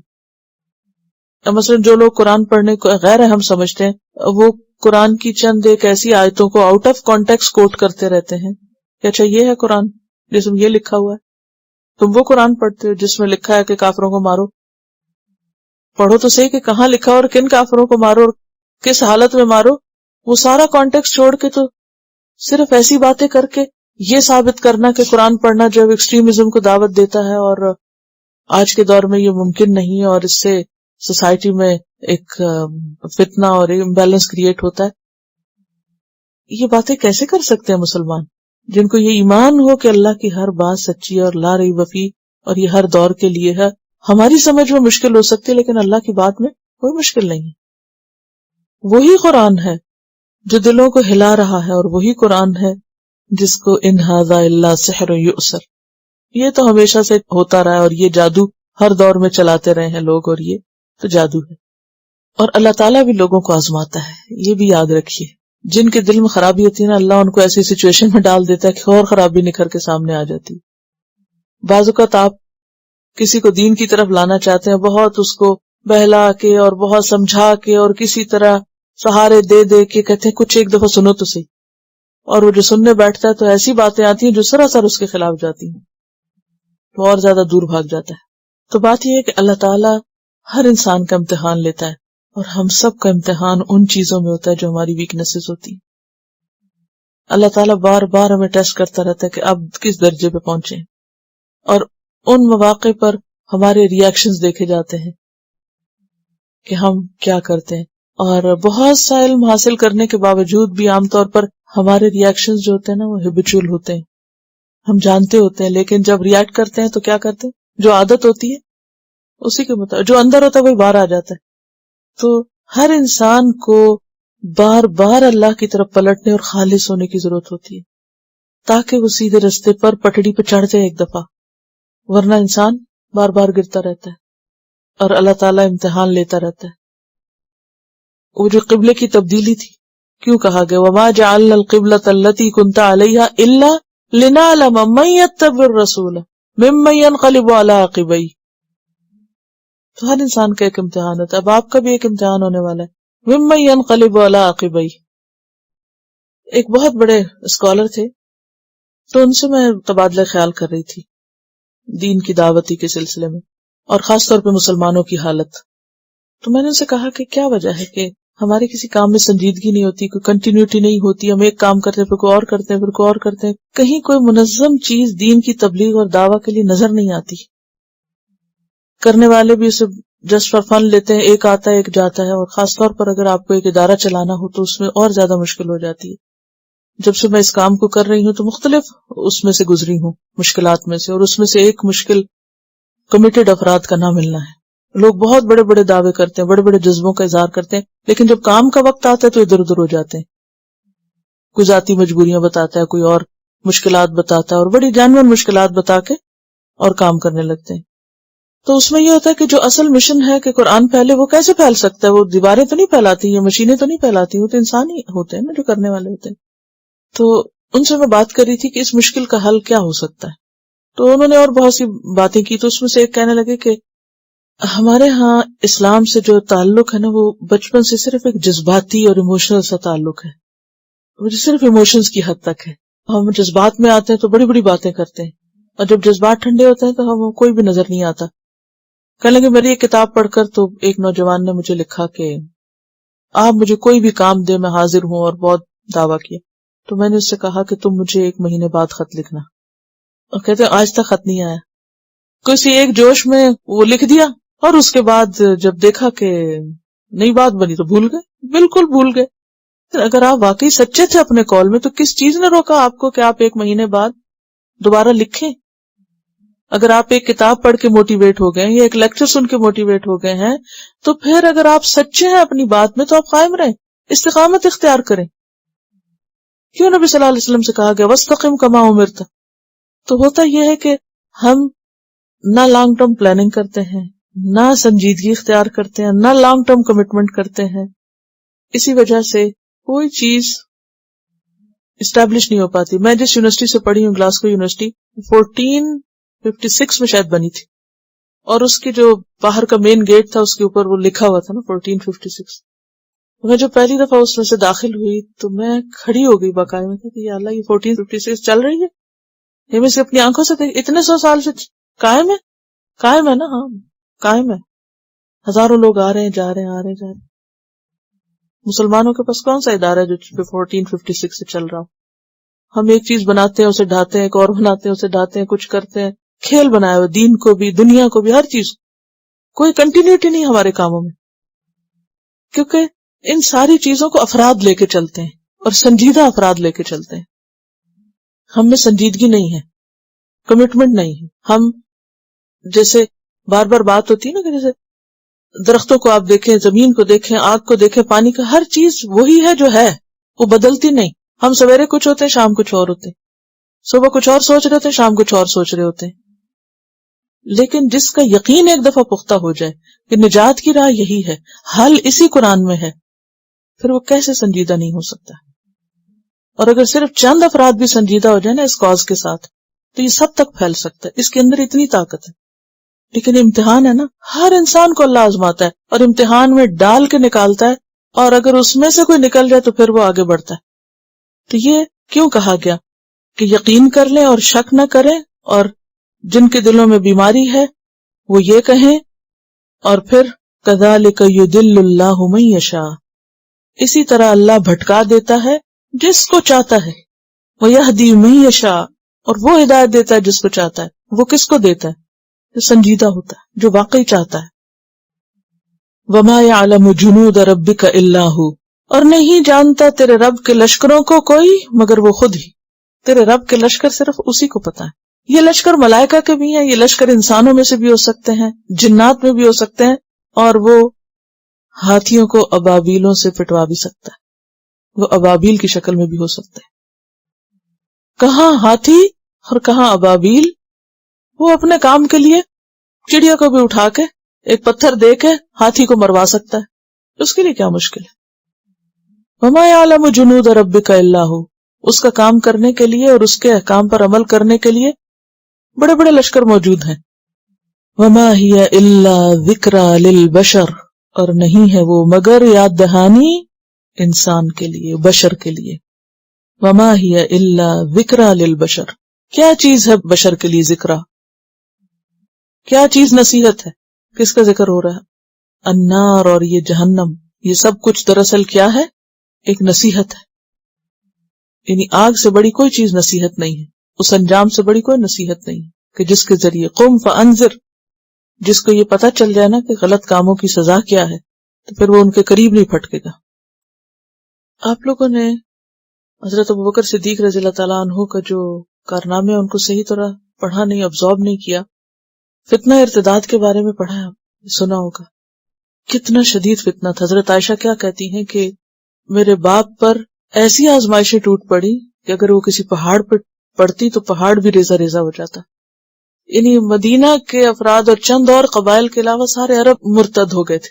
کچھ تو پورے پورے قبائل ہو گئے، کچھ آدھے آدھے، کچھ میں سے چند افراد، یعنی مختلف درجے تھے.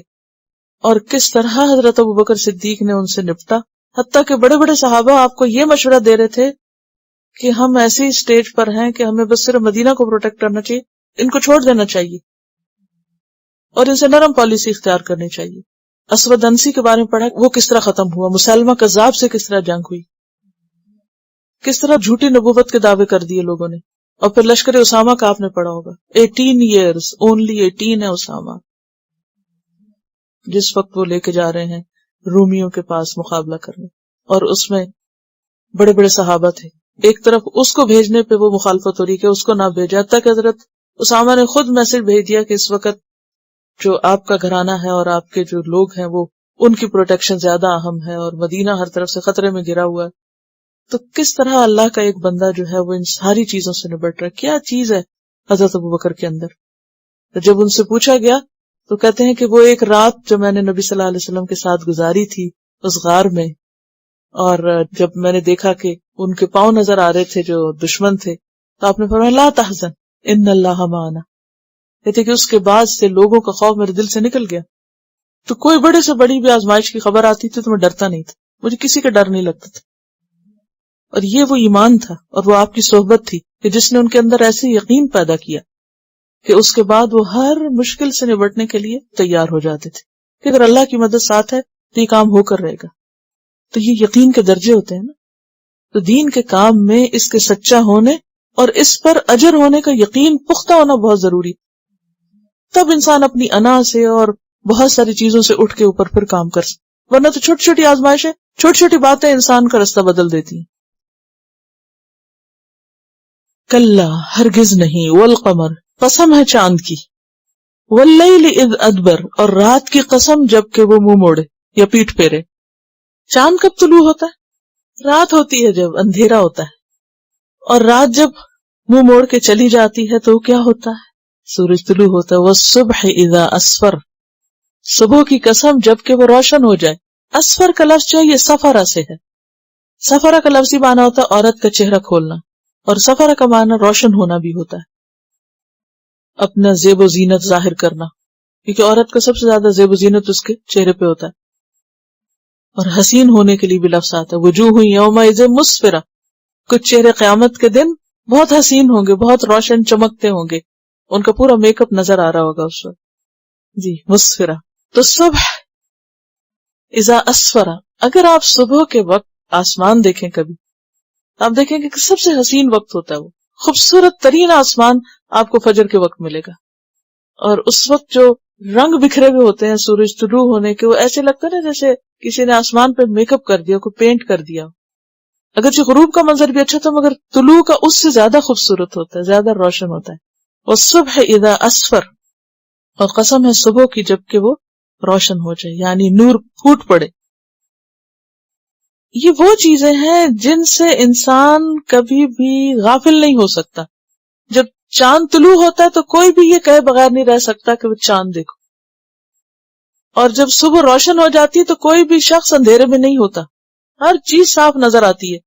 ان دو وقتوں کی اور ان دو روشنیوں کی قسم کھا کے، ایک چاند کی روشنی اور ایک سویر کی روشنی، جو ہر ایک کو اپنی طرف اٹریکٹ کرتی ہے. کہا انہا لإحدى الکبر، وہ جہنم بڑی آفتوں میں سے ایک آفت.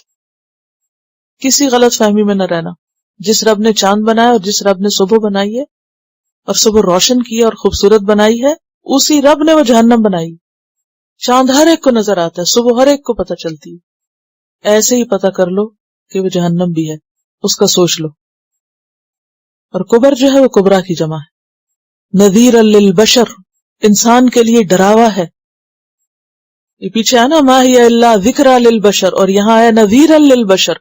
وہاں یاد دہانی ہے، نصیحت ہے، اور یہاں ڈراوا ہے.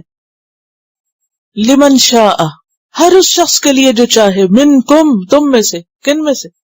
کون تم؟ ہم سب. لمن شاء منکم، جو بھی تم میں سے چاہے. کون کون چاہتا ہے؟ اپنی اپنی چاہت دیکھے. کیا چاہے؟ ان یتقدم، کہ آگے بڑھ جائے. کس میں؟ نیکیوں میں، خیر میں، بھلائی میں. او یتأخر، یا پیچھے رہ جائے. کس میں؟ نیکیوں میں، بھلائی میں. اور دوسرا معنی ان یتقدم، آگے بڑھ جائے. کس میں؟ برائی میں، شر میں. او یتأخر، یا پیچھے رہ جائے. کس میں؟ نیکیوں میں. یہ تو تمہاری اپنی چوائس. موقع تو سامنے کھلا ہے، چوائس تمہاری ہے. کیا سمجھ میں آیا؟ یہاں پر الصبح آیا، ہر صبح کی بات نہیں ہے. یہاں مراد ہے صبح کی روشنی، یعنی بالکل کلیئر کٹ جو سب کو نظر آتی. اس کے واضح ہونے میں کوئی شک ہی نہیں. بالکل جہنم بھی اسی طرح، اس کو کوئی جھٹلا نہیں سکتا. یعنی جہنم ایک ریالٹی ہے، ایک یقینی چیز ہے، ایک حقیقی بات ہے. کوئی افسانہ نہیں، کوئی قصہ نہیں، کوئی کہانی نہیں. کسی الوژن میں نہیں رہنا. چمکتا چاند کس کو نہیں دکھتا؟ کون کہتا مجھے نہیں دکھتا؟ صبح کی روشنی کس کو نہیں دکھتی؟ قسم ہے چاند کی، قسم ہے رات کی، قسم ہے صبح کی. کیونکہ سورت کے شروع میں کہا گیا نا قم فانذر، ڈراؤ. تو سورت کا مضمون بھی وہی ہے، نذیر للبشر. یہ سن کے بھی اور یہ پڑھ کے بھی انسان بیٹھا رہ جائے اور نیکی اور بھلائی کے لیے آگے نہ بڑھے، کوئی کام نہ کرے، سستی دکھائے، کرنے اور نہ کرنے کو برابر سمجھے، ہاؤ کم؟ لہذا یہ جہنم ایک ڈراوا ہے، بہت بڑی چیز ہے، بہت بڑی بلا ہے، اور ہر ایک کے لیے لمن شاء، عام ہے بات، اس سے ڈر کے جو چاہے نیکیوں کی طرف آگے بڑھ جائے اور گناہوں کو چھوڑ دے، گناہوں کو پیچھے کر دے، تاخیر کر دے، اس میں جنت کی طرف دوڑ لگا دے اور جہنم کو پیچھے چھوڑ دے۔ میدان سب کے لیے کھلا ہے، کل نفس، ہر نفس، اس میں ہم ہیں یا نہیں؟ کل نفس بما کسبت رہینا، اپنی کمائی کے بدلے رہن، ہر نفس پکڑا ہوا، ہر انسان گروی میں ہے، ہر انسان کا نفس اللہ کے ہاں اچھے عمل لے جاؤ، چھڑا لو۔ خود کو چھڑانے کے لیے کام چاہیے، کسب، کچھ کرنا پڑے گا، کوشش، محنت چاہیے۔ الا اصحاب الیمین، سوائے اصحاب الیمین کے، کہ اصحاب الیمین دائیں ہاتھ والے ڈھیروں نیکیاں اپنی لائیں گے اور اپنی جان چھڑا لے جائیں گے، فی جنات، جنتوں میں، یتساءلون، آپس میں پوچھیں گے، کس کے بارے میں؟ عن المجرمین، مجرموں کے بارے میں باتیں کریں گے۔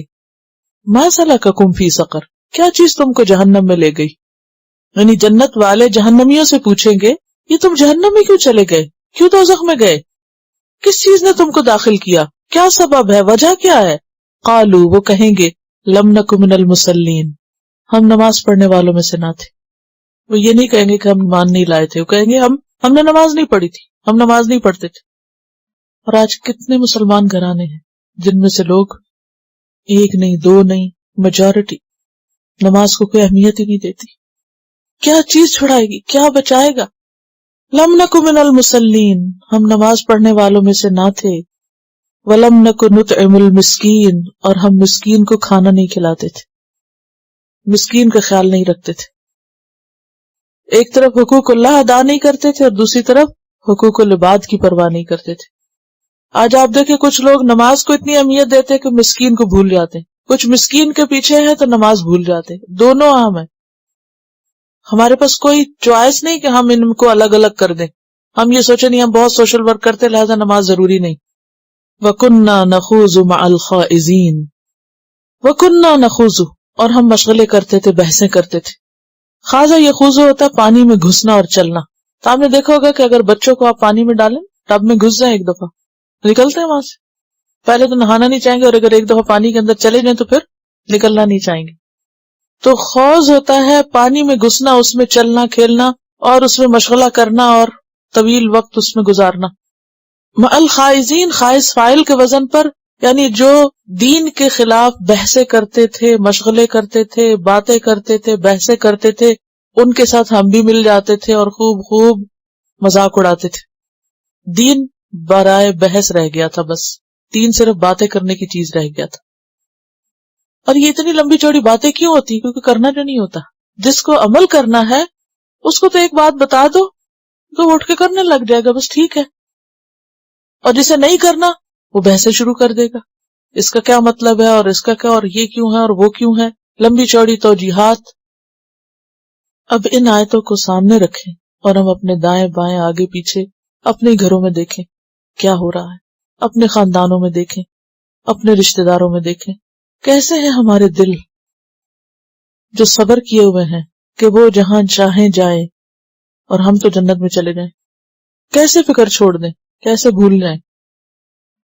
کس قدر خود غرضی کی بات ہے۔ یعنی ان آیتوں کے سمجھنے میں کس کو مشکل ہو سکتی ہے؟ کوئی مشکل ہے؟ کوئی جو سمجھ نہ آنے والی بات ہو؟ ہے کوئی جو لفظ مشکل ہو؟ یہ کردار آپ کو ہر جگہ مل جائیں گے۔ لم نک من المصلین، لم نک نطعم المسکین، نخوض مع الخائضین، نہ کام نہ کاج، صرف باتیں ہی باتیں، بحثیں ہی بحثیں، مذاق، مشغلے، چٹکلے، ادھر کی باتیں ادھر کی باتیں، دنیا بھر کی سیاست کی باتیں، اور جو کرنے کا کام ہے وہ کوئی بھی نہیں۔ وَكُنَّا نُكَذِّبُ بِيَوْمِ الدِّينِ، اور ہم یوم الدین کو جھٹلاتے تھے۔ کس طرح جھٹلاتے تھے؟ کبھی مذاق اڑا کے اور کبھی سنجیدگی سے، اور یہ تم ہر وقت جنت جہنم کی باتیں کرتے ہو اور حساب کتاب کی اور سزا ہوگی اور اس بات پہ پکڑ ہوگی اور یہ لکھا جا رہا ہے. تو یہ تکذیب دو طرح کی ہوتی ہے. ایک ہوتی ہے کلی کہ ہے ہی نہیں کچھ، اور ایک یہ نہیں کہ ہے نہیں، وہ کہتے ہیں ہوگا لیکن یہ جو تم اتنی ڈیٹیلز بتاتے ہو یہ نہیں ہے. تو کل کو جھٹلانا یا جز کو جھٹلانا دونوں ہی جھٹلانا ہے. اگر کوئی کہے کہ یوم الدین تو ہے لیکن اعمال نامہ تولا نہیں جائے گا، یا یہ کہ پکڑ نہیں ہوگی، یا یہ کہ نماز پڑھنے کی کوئی ضرورت نہیں ہے، اور اللہ تعالیٰ صرف یہ دیکھتا ہے کہ ہمارا دل کیسا ہے اور ہم نے غریبوں کے ساتھ کیا کیا، نہیں، یہ خود ساختہ باتیں ہیں. حتی اتانا الیقین، یہاں تک کہ آ گیا ہمارے پاس یقین، اور یقین سے مراد یہاں موت ہے. وَاعْبُدْ رَبَّكَ حَتَّى يَأْتِيَكَ الْيَقِينُ، یعنی ہم اسی حال میں تھے کہ موت آ گئی، موت کا فرشتہ آ گیا. فَمَا تَنْفَعُهُمْ شَفَاعَةُ الشَّافِعِينَ، پس نہ نفع دے گی ان کو شفاعت کرنے والوں کی، سفارشیوں کی سفارش ان کے کام نہ آئے گی. سورۃ غافر میں آتا ہے مَا لِلظَّالِمِينَ مِنْ حَمِيمٍ وَلَا شَفِيعٍ يُطَاعَ، ظالموں کے لیے نہ کوئی دلی دوست ہوگا اور نہ کوئی سفارش کرنے والا جس کی بات مانی جائے. اور ظالم کون ہوتا ہے؟ ظلم کرنے والا جو اللہ کا حق یا بندوں کا حق نہ دے. اللہ کا حق کیا؟ نماز، اور بندوں کا حق کیا؟ کھانا کھلانا مسکین کو. سورۃ شعراء میں آتا ہے وَمَا أَضَلَّنَا إِلَّا الْمُجْرِمُونَ فَمَا لَنَا مِنْ شَافِعِينَ، ان مجرموں نے ہمیں بھٹکایا ہے اور آج ہمارے لیے اب کوئی سفارشی بھی نہیں جو ہمیں چھڑائے. اور ویسے بھی ہے کہ سفارش تو اللہ کے اذن سے ہی ہے، شفاعت ہے تو صحیح لیکن اللہ جس کے لیے چاہے گا اسی کو فائدہ دے گی. وَلَا يَشْفَعُونَ إِلَّا لِمَنِ ارْتَضَىٰ مَنْ ذَا الَّذِي يَشْفَعُ عِندَهُ إِلَّا بِإِذْنِهِ يَوْمَئِذٍ لَا تَنْفَعُ الشَّفَاعَةُ إِلَّا مَنْ أَذِنَ لَهُ الرَّحْمَٰنُ. مجھے تو ایسے لگتا ہے بعض اوقات کہ سب سے زیادہ مشکل کام اسی پر یقین ہے، کیونکہ جس دن یقین آ جائے کہ واقعی یہ ایک حقیقت ہے تو پھر انسان کا عمل بدلے بغیر رہ نہیں سکتا. یہ یقین کی کمی ہے. مسلمانوں میں ایسے لوگ موجود ہیں جو جنت دوزخ کو یہ کہہ کے جھٹلا دیتے ہیں کہ یہی دنیا میں ہی جنت ہے اور یہاں جو کچھ اچھی چیزیں مل جائے وہی جنت ہے اور یہاں جو آزمائشیں آتی ہیں وہی جہنم ہے. اس کے بعد کی جنت جہنم کی باتیں کرتے ہو، سب خیالی. یہ تو ایک کانسیپٹ ہے صرف ڈرانے کے لیے، ڈراوا ہے، ریالٹی نہیں ہے. فما لہم، پھر کیا ہے ان کو؟ ان التذکرۃ معرضین، نصیحت سے منہ موڑتے ہیں. کیا ہے ان کو مشکل؟ یہ کتنی بڑی سچی بات ہے. آپ کسی کو قرآن کی بات سنانا چاہیں، نصیحت کرنا چاہیں تو سب سے زیادہ اس وقت لوگ دور بھاگتے ہیں، منہ موڑ کے چلے جاتے ہیں. اور بعض تو بیٹھے ہوں گے تو بھی ان کا منہ موڑا ہی ہوگا، یہ توجہ نہیں ہوگی. تو اللہ تعالیٰ پوچھتے ہیں ان کو ہوا کیا ہے؟ یہ تو اچھے بھلے ہیں، ان کی عقل کام کرتی ہے، دنیا کے معاملے میں ان کی ساری سمجھ کام کرتی ہے. جب دین کی باتیں ہونے لگتی ہے تو ان کو نیند آنے لگتی ہے، ان کی دلچسپی نہیں ہوتی. فما لہم، کیا ہے ان کو؟ ان کی مشکل کیا ہے؟ نصیحت سے ہی کیوں بے رخی ہے؟ اعراض کس کو کہتے؟ بے رخی، انٹرسٹ لوز کر جانا کسی چیز میں، توجہ ہی نہ دینا، بے دھیان ہونا. کأنہم حمر مستنفرہ، گویا کہ وہ گدھے ہیں بھاگے ہوئے، بدکے ہوئے گدھے. فرت من قسورہ، جو بھاگے ہوں شیر سے ڈر کے. اور ابن عباس نے قسورہ کا معنی کیا شکاری کا جال، یعنی شکاری کا جال دیکھ کے بھاگ گئے ہوں. اگر آپ کو کبھی کوئی ایسی مووی یا کوئی ایسا خود دیکھنے کا اتفاق ہو، افریقہ کے جنگلوں میں جس طرح ولڈر بیسٹ بھاگتے ہیں شیر کو دیکھ کر، آپ دیکھیں گے کہ وہ ایسی ان کی دوڑ ہوتی ہے اور ایسے کہ مجھے لائیو دیکھنے کا اتفاق ہوا، انہیں بھنک پڑ جائے نا کہ یہاں سے شیر نے گزرے یا چیتا، تو وہ اندھا دھند بھاگنا شروع کر دیتے. اور جس طرح وہ دوڑ لگ رہی ہوتی ہے ہمیشہ مجھے منظر نظر آتا ہے. تو کچھ لوگ دین سے اور دین کے نام سے اور دین کی تبلیغ سے اور نصیحت سے اس طرح منہ موڑ کے اندھا دھند بھاگتے ہیں کہ گویا کوئی شیر آ گیا ان کو کھانے کے لیے. اور ان کو تشبیہ کس سے دی گئی ہے؟ گدھوں سے. یعنی بھاگنے والے کیا ہیں دراصل؟ اللہ کی نگاہ میں گدھے، کیونکہ گدھا عقل نہیں رکھتا نا. کیونکہ اگر عقل ہو تو عقل مند انسان تو کسی کی بات سنتا ہی ہے، کچھ سمجھنے کی کوشش کرتا ہے. اور مستنفرہ کا لفظ جو ہے یہ نفرہ سے، پیچھے آپ پڑھ چکے ہیں، نفرت سے بھاگنا، کسی چیز سے بدک کے بھاگنا. مستنفر مستفعل کے وزن پر. فرت من قسورہ، جو شیر کو دیکھ کے بھاگ پڑے. اور شیر کون ہے یہاں؟ جو دین کی تبلیغ کرنے والا ہے. بات یہ ہے کہ پیغمبر ہر معاشرے کا ایک چنا ہوا فرد ہوتا ہے. نبی صلی اللہ علیہ وسلم کو اللہ تعالیٰ نے چنا تو آپ معاشرے کے کیسے فرد تھے؟ کیسے فرد تھے؟ صادق، امین، اپنی شخصیت کے اعتبار سے، اپنے اخلاق کے اعتبار سے چنے ہوئے. آپ سے بہتر کوئی شخص نہیں تھا مکہ میں، اور لوگ آپ سے محبت کرتے تھے، لوگ آپ سے بہت توقعات رکھتے تھے. حضرت شعیب علیہ السلام کے بارے میں ان کی قوم کیا کہتی تھی؟ ہمیں تو تم سے بہت سی توقعات وابستہ تھی، تم تو بہت ہونہار تھے، تو یہ تم نے اپنا کیا حلیہ بنا لیا، تم کس کام لگ گئے ہو، مولوی بن گئے ہو. تو ایک وہ شخص جو سب کی آنکھوں کا تارا ہو، لیکن جب وہ حق لے کر آئے تو لوگ اس سے بھاگنے لگے. پہلے وہ ہر ایک کے دل میں بسا ہوا ہو، اور جو ہی وہ حق کی بات کرے تو لوگ اس سے بھاگنا شروع کر دیں. ایسا کیوں ہوتا ہے؟ وہی شخص قابل نفرت کیوں ٹھہرے؟ وہ جو صادق اور امین تھا اب مجنون اور شاعر کیوں بن گیا؟ انہی زبانوں پر یہ لفظ مختلف کیوں ہو گئے؟ وجہ کیا ہے؟ وجہ حق اچھا نہیں لگتا.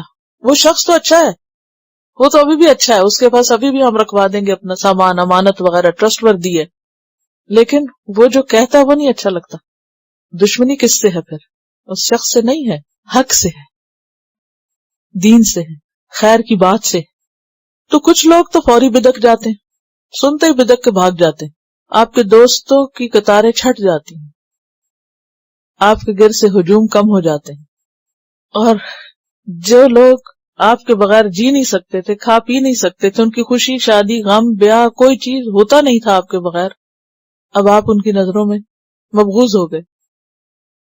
یہ چیز ایک داعی کے لیے بسا اوقات تکلیف دہ بھی ہوتی ہے، غمگین بھی کرتی ہے انسان کو کہ آخر میں نے کیا قصور کیا ہے کہ لوگ مجھ سے بھاگنے لگے، اور لوگ اب انتظار میں کہ کس وقت یہ یہاں سے جائے. اگر ایسے لوگوں کے پاس آپ دوبارہ بھی کبھی جا کے بیٹھے نا، جن کی محفلیں آپ کے بغیر سجتی نہیں تھی، جو ساری ساری رات آپ کے ساتھ بیٹھ کے باتیں کرتے تھے، اب کیا چاہتے ہیں؟ کب آپ جائیں اور ان کی سانس میں سانس آئے، وہ سانس لے سکیں، کیونکہ آپ کا وجود اب ان پہ بھاری ہے. صرف آپ کی پریزنس ان کے لیے مصیبت ہو گئی ہے. آپ کچھ بھی نہیں کہہ رہے ان کا بھلا ہی چاہ رہے ہیں، کوئی ابھی تبلیغ زبان سے تو شروع کی نہیں، کچھ بولے ہی نہیں، لیکن وجود قابل برداشت نہیں رہا. ایسی صورت میں کچھ لوگ تو شروع میں ہی آگے پیچھے ہو جاتے ہیں، کچھ لوگ شروع میں ساتھ ملتے ہیں، وہ کہتے بہت اچھا کام کر رہے ہو، ہمیں بھی بتاؤ ہم تمہیں کیا مدد دیں. ہم خود تو نہیں شریک ہو سکتے، لیکن ویسے پیچھے سے تمہیں سپورٹ کریں گے، کچھ کوئی مالی خدمت چاہیے، کچھ اور چاہیے تو ہم آپ کے ساتھ ہیں، آتے جاتے بھی رہیں گے. لیکن جو ہی کوئی بات ان کی انا یا مزاج یا مرضی کے خلاف ہو گئی تو پھر بدک جائیں گے، پھر بھاگ جائیں گے. کچھ لوگ تھوڑا اور آگے تک آ جاتے ہیں، پھر اگلے مرحلے پہ کوئی ٹیسٹ آ گئے وہ وہاں سے بھاگ جائیں گے، کچھ اور آگے تک آ جائیں گے، اور باقی کون بچیں گے؟ بس خالص صرف وہ چند جو واقعی سچے ہیں. آپ دیکھیے کہ نبی صلی اللہ علیہ وسلم کی کوششوں سے ایک وقت ایسا تھا بظاہر سب نے اسلام قبول کر لیا، جزیرۃ العرب میں اسلام آ، لیکن جو ہی آپ کی آنکھ بند ہوتی ہے، ایک کے بعد ایک قبیلہ یعنی فتنہ ارتداد کو اپنے آپ حیران ہو جاتے ہیں، ایسے جیسے اندھیرا چھا گیا ہو. کسی نے کہا کہ ہم زکوٰۃ نہیں دیں گے، کسی نے کہا کہ ہم جنگ نہیں لڑیں گے تمہارے ساتھ، کسی نے کچھ، ایک کے بعد ایک نکلنا شروع ہو گیا. یہ بدکنے والے ہیں نا، بھاگنے والے ہیں دنیا کے مفاد کی خاطر. لیکن جو باقی بچے تھے وہ اتنے خالص اور اتنے سچے تھے، انہوں نے ہر چیز کا نقشہ بدل کے رکھ دیا. تعداد زیادہ نہیں تھی ان لوگوں کی، لیکن ان کا ایمان خالص تھا، اور ان ایک ایک نے آگے بہت سو کو پھر ساتھ ملا لیا. تو یہ ایک حقیقت ہے کہ حق حق ہوتا اور باطل باطل ہوتا. جو لوگ واقعی حق کو بطور حق لیتے وہ کسی شخصیت کو نہیں لیتے، ان کو حق کی تلاش ہوتی ہے، وہ حق کو دیکھتے پہچان جاتے، وہ حق کے ساتھ چمٹ جاتے اور پھر مرتے دم تک اس کے ساتھ رہتے ہیں. وہ آسانی ہو، مشکل ہو، قربانی ہو، کچھ ہو، وہ اس چیز کو نہیں چھوڑ سکتے. تو یہاں پر کیا کہا جا رہا ہے؟ فما لہم، کیا ہے ان کو مشکل، ان التذکرۃ معرضین، یہ اس نصیحت کو، اس حق کو دیکھ کے منہ موڑ رہے ہیں. کأنہم حمر مستنفرہ فرت من قسورہ، ڈر کے دین سے بھاگ رہے ہیں. بل یرید کل امرئ منہم ان یؤتی صحفا منشرہ، بلکہ ان میں سے ہر ایک یہ چاہتا ہے کہ اس کے ہاتھ میں کھلے صحیفے دیے جائیں، یعنی اپنے آپ کو بہت امپورٹنٹ سمجھتا ہے. کہ ہمیں الگ الگ لکھی ہوئی کتاب ملے، انسٹرکشنز ملے، ہمیں امپورٹنس ملے، اور اگر ہمیں امپورٹنس نہیں دی گئی تو ہم بھی ساتھ نہیں. وہ کہتے تھے کہ اچھا آپ پر کیوں کتاب اترتی ہے، جبریل آپ ہی کے پاس کیوں آتے ہیں، ہمیں بھی کوئی لکھی ہوئی کتاب لا کے دو. کلا، ہرگز نہیں، ایسا نہیں ہو سکتا، یہ اللہ کا طریقہ نہیں. ہر ایک ہر چیز نہیں کر سکتا، ہر ایک پیغمبر نہیں ہو سکتا. بل لا یخافون الآخرہ، یہ باتیں اس لیے کرتے ہیں کہ آخرت سے نہیں ڈرتے، ان کے اندر آخرت کا خوف نہیں، اس جہنم کا خوف نہیں. تو سورۃ الانعام میں آتا نا وَإِذَا جَاءَتْهُمْ آیَةٌ قَالُوا لَن نُؤْمِنَ حَتَّى نُؤْتَى مِثْلَ مَا أُوتِیَ رُسُلُ اللَّهِ، ہم نہیں مانیں گے جب تک ہمیں بھی وہ نہیں ملے گا معجزہ جو اللہ کے رسول کو دیا گیا. اور سورۃ بنی اسرائیل میں آپ پڑھ چکے ہیں، انہوں نے کہا وَلَن نُؤْمِنَ لِرُقِيِّكَ حَتَّى تُنَزِّلَ عَلَيْنَا كِتَابًا نَقْرَؤُهُ، تم آسمان پہ بھی چڑھ دو تو ہم نہیں مانیں گے جب تک تم اتار کے ایک کتاب اسپیشلی ہمارے لیے نہ لاؤ جس کو ہم خود پڑھیں، پھر ہم مانیں گے کہ واقعی تم سچ کہہ رہے ہو. تو اللہ تعالیٰ کیا فرماتے ہیں وَلَوْ نَزَّلْنَا عَلَيْكَ كِتَابًا فِي قِرْطَاسٍ فَلَمَسُوهُ بِأَيْدِيهِمْ لَقَالَ الَّذِينَ كَفَرُوا إِنْ هَذَا إِلَّا سِحْرٌ مُبِينٌ. جنہوں نے نہیں ماننا وہ پھر بھی نہیں مانیں گے، جو سنجیدہ ہیں، جنہیں حق کے ساتھ دلچسپی ہے، وہ ہر صورت میں اسے قبول کریں گے.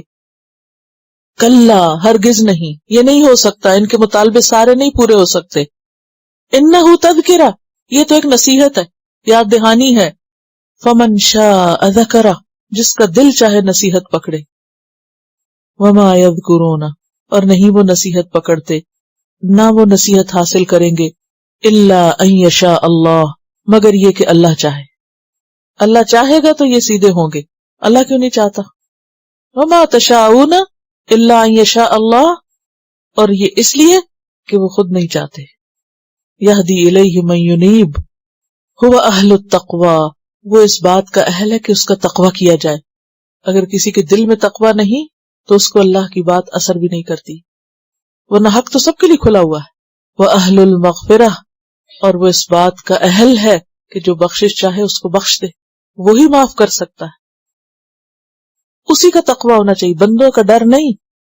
دین میں بندوں کی خاطر نہیں شامل ہونا چاہیے، دین کی خدمت بندوں کو خوش کرنے کے لیے نہیں کرنی چاہیے، دین کے ساتھ ایسوسیشن کسی دنیاوی مفاد کی وجہ سے نہیں ہونی چاہیے، دین کے ساتھ تعلق برائے دین ہی ہونا چاہیے، اللہ کی خاطر ہونا چاہیے، اللہ کا تقوی دل میں ہونا چاہیے، کیونکہ اللہ اس لائق ہے کہ بندہ اس کی خاطر سب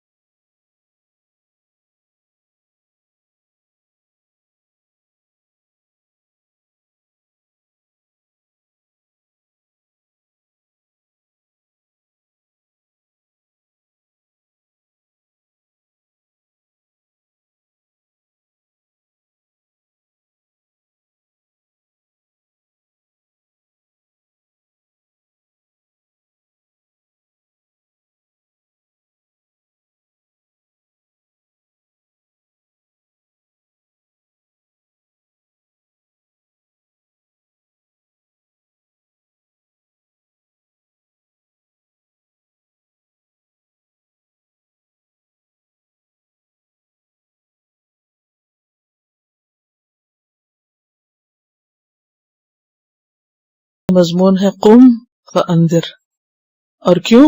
بخشش کے لیے، اپنے فائدے کے لیے، اپنی ضرورت کے لیے، کیونکہ جو اللہ سے نہیں ڈرتا، جہنم سے نہیں ڈرتا، وہ حقیقی معنوں میں پھر اللہ کی عبادت نہیں کر سکتا۔ سبحانک اللہم و بحمدک نشہد ان لا الہ الا انت نستغفرک و نتوب الیک۔ السلام علیکم ورحمۃ اللہ وبرکاتہ۔ Quran vocabulary 100%. The best application to understand Quran. Study with flashcards. Word list. Learn 25% of Quran vocabulary in 7 days. Multiple MCQs to practice and test vocabulary. Single choice. Multiple choice. True false. Bookmark difficult words. Study wrongly answer words. Test your skills. 12 essential grammar lessons at Learn Quranic Grammar. You can select number of word to study from bookmarks. Select number of times wrongly answered words for study. Test your skills with multiple choice flashcard, true false, matching words and single choice MCQs. Grammar lessons are available in PDF format. Native Quranic and Urdu fonts. Available at Google Play and Apple App Stores.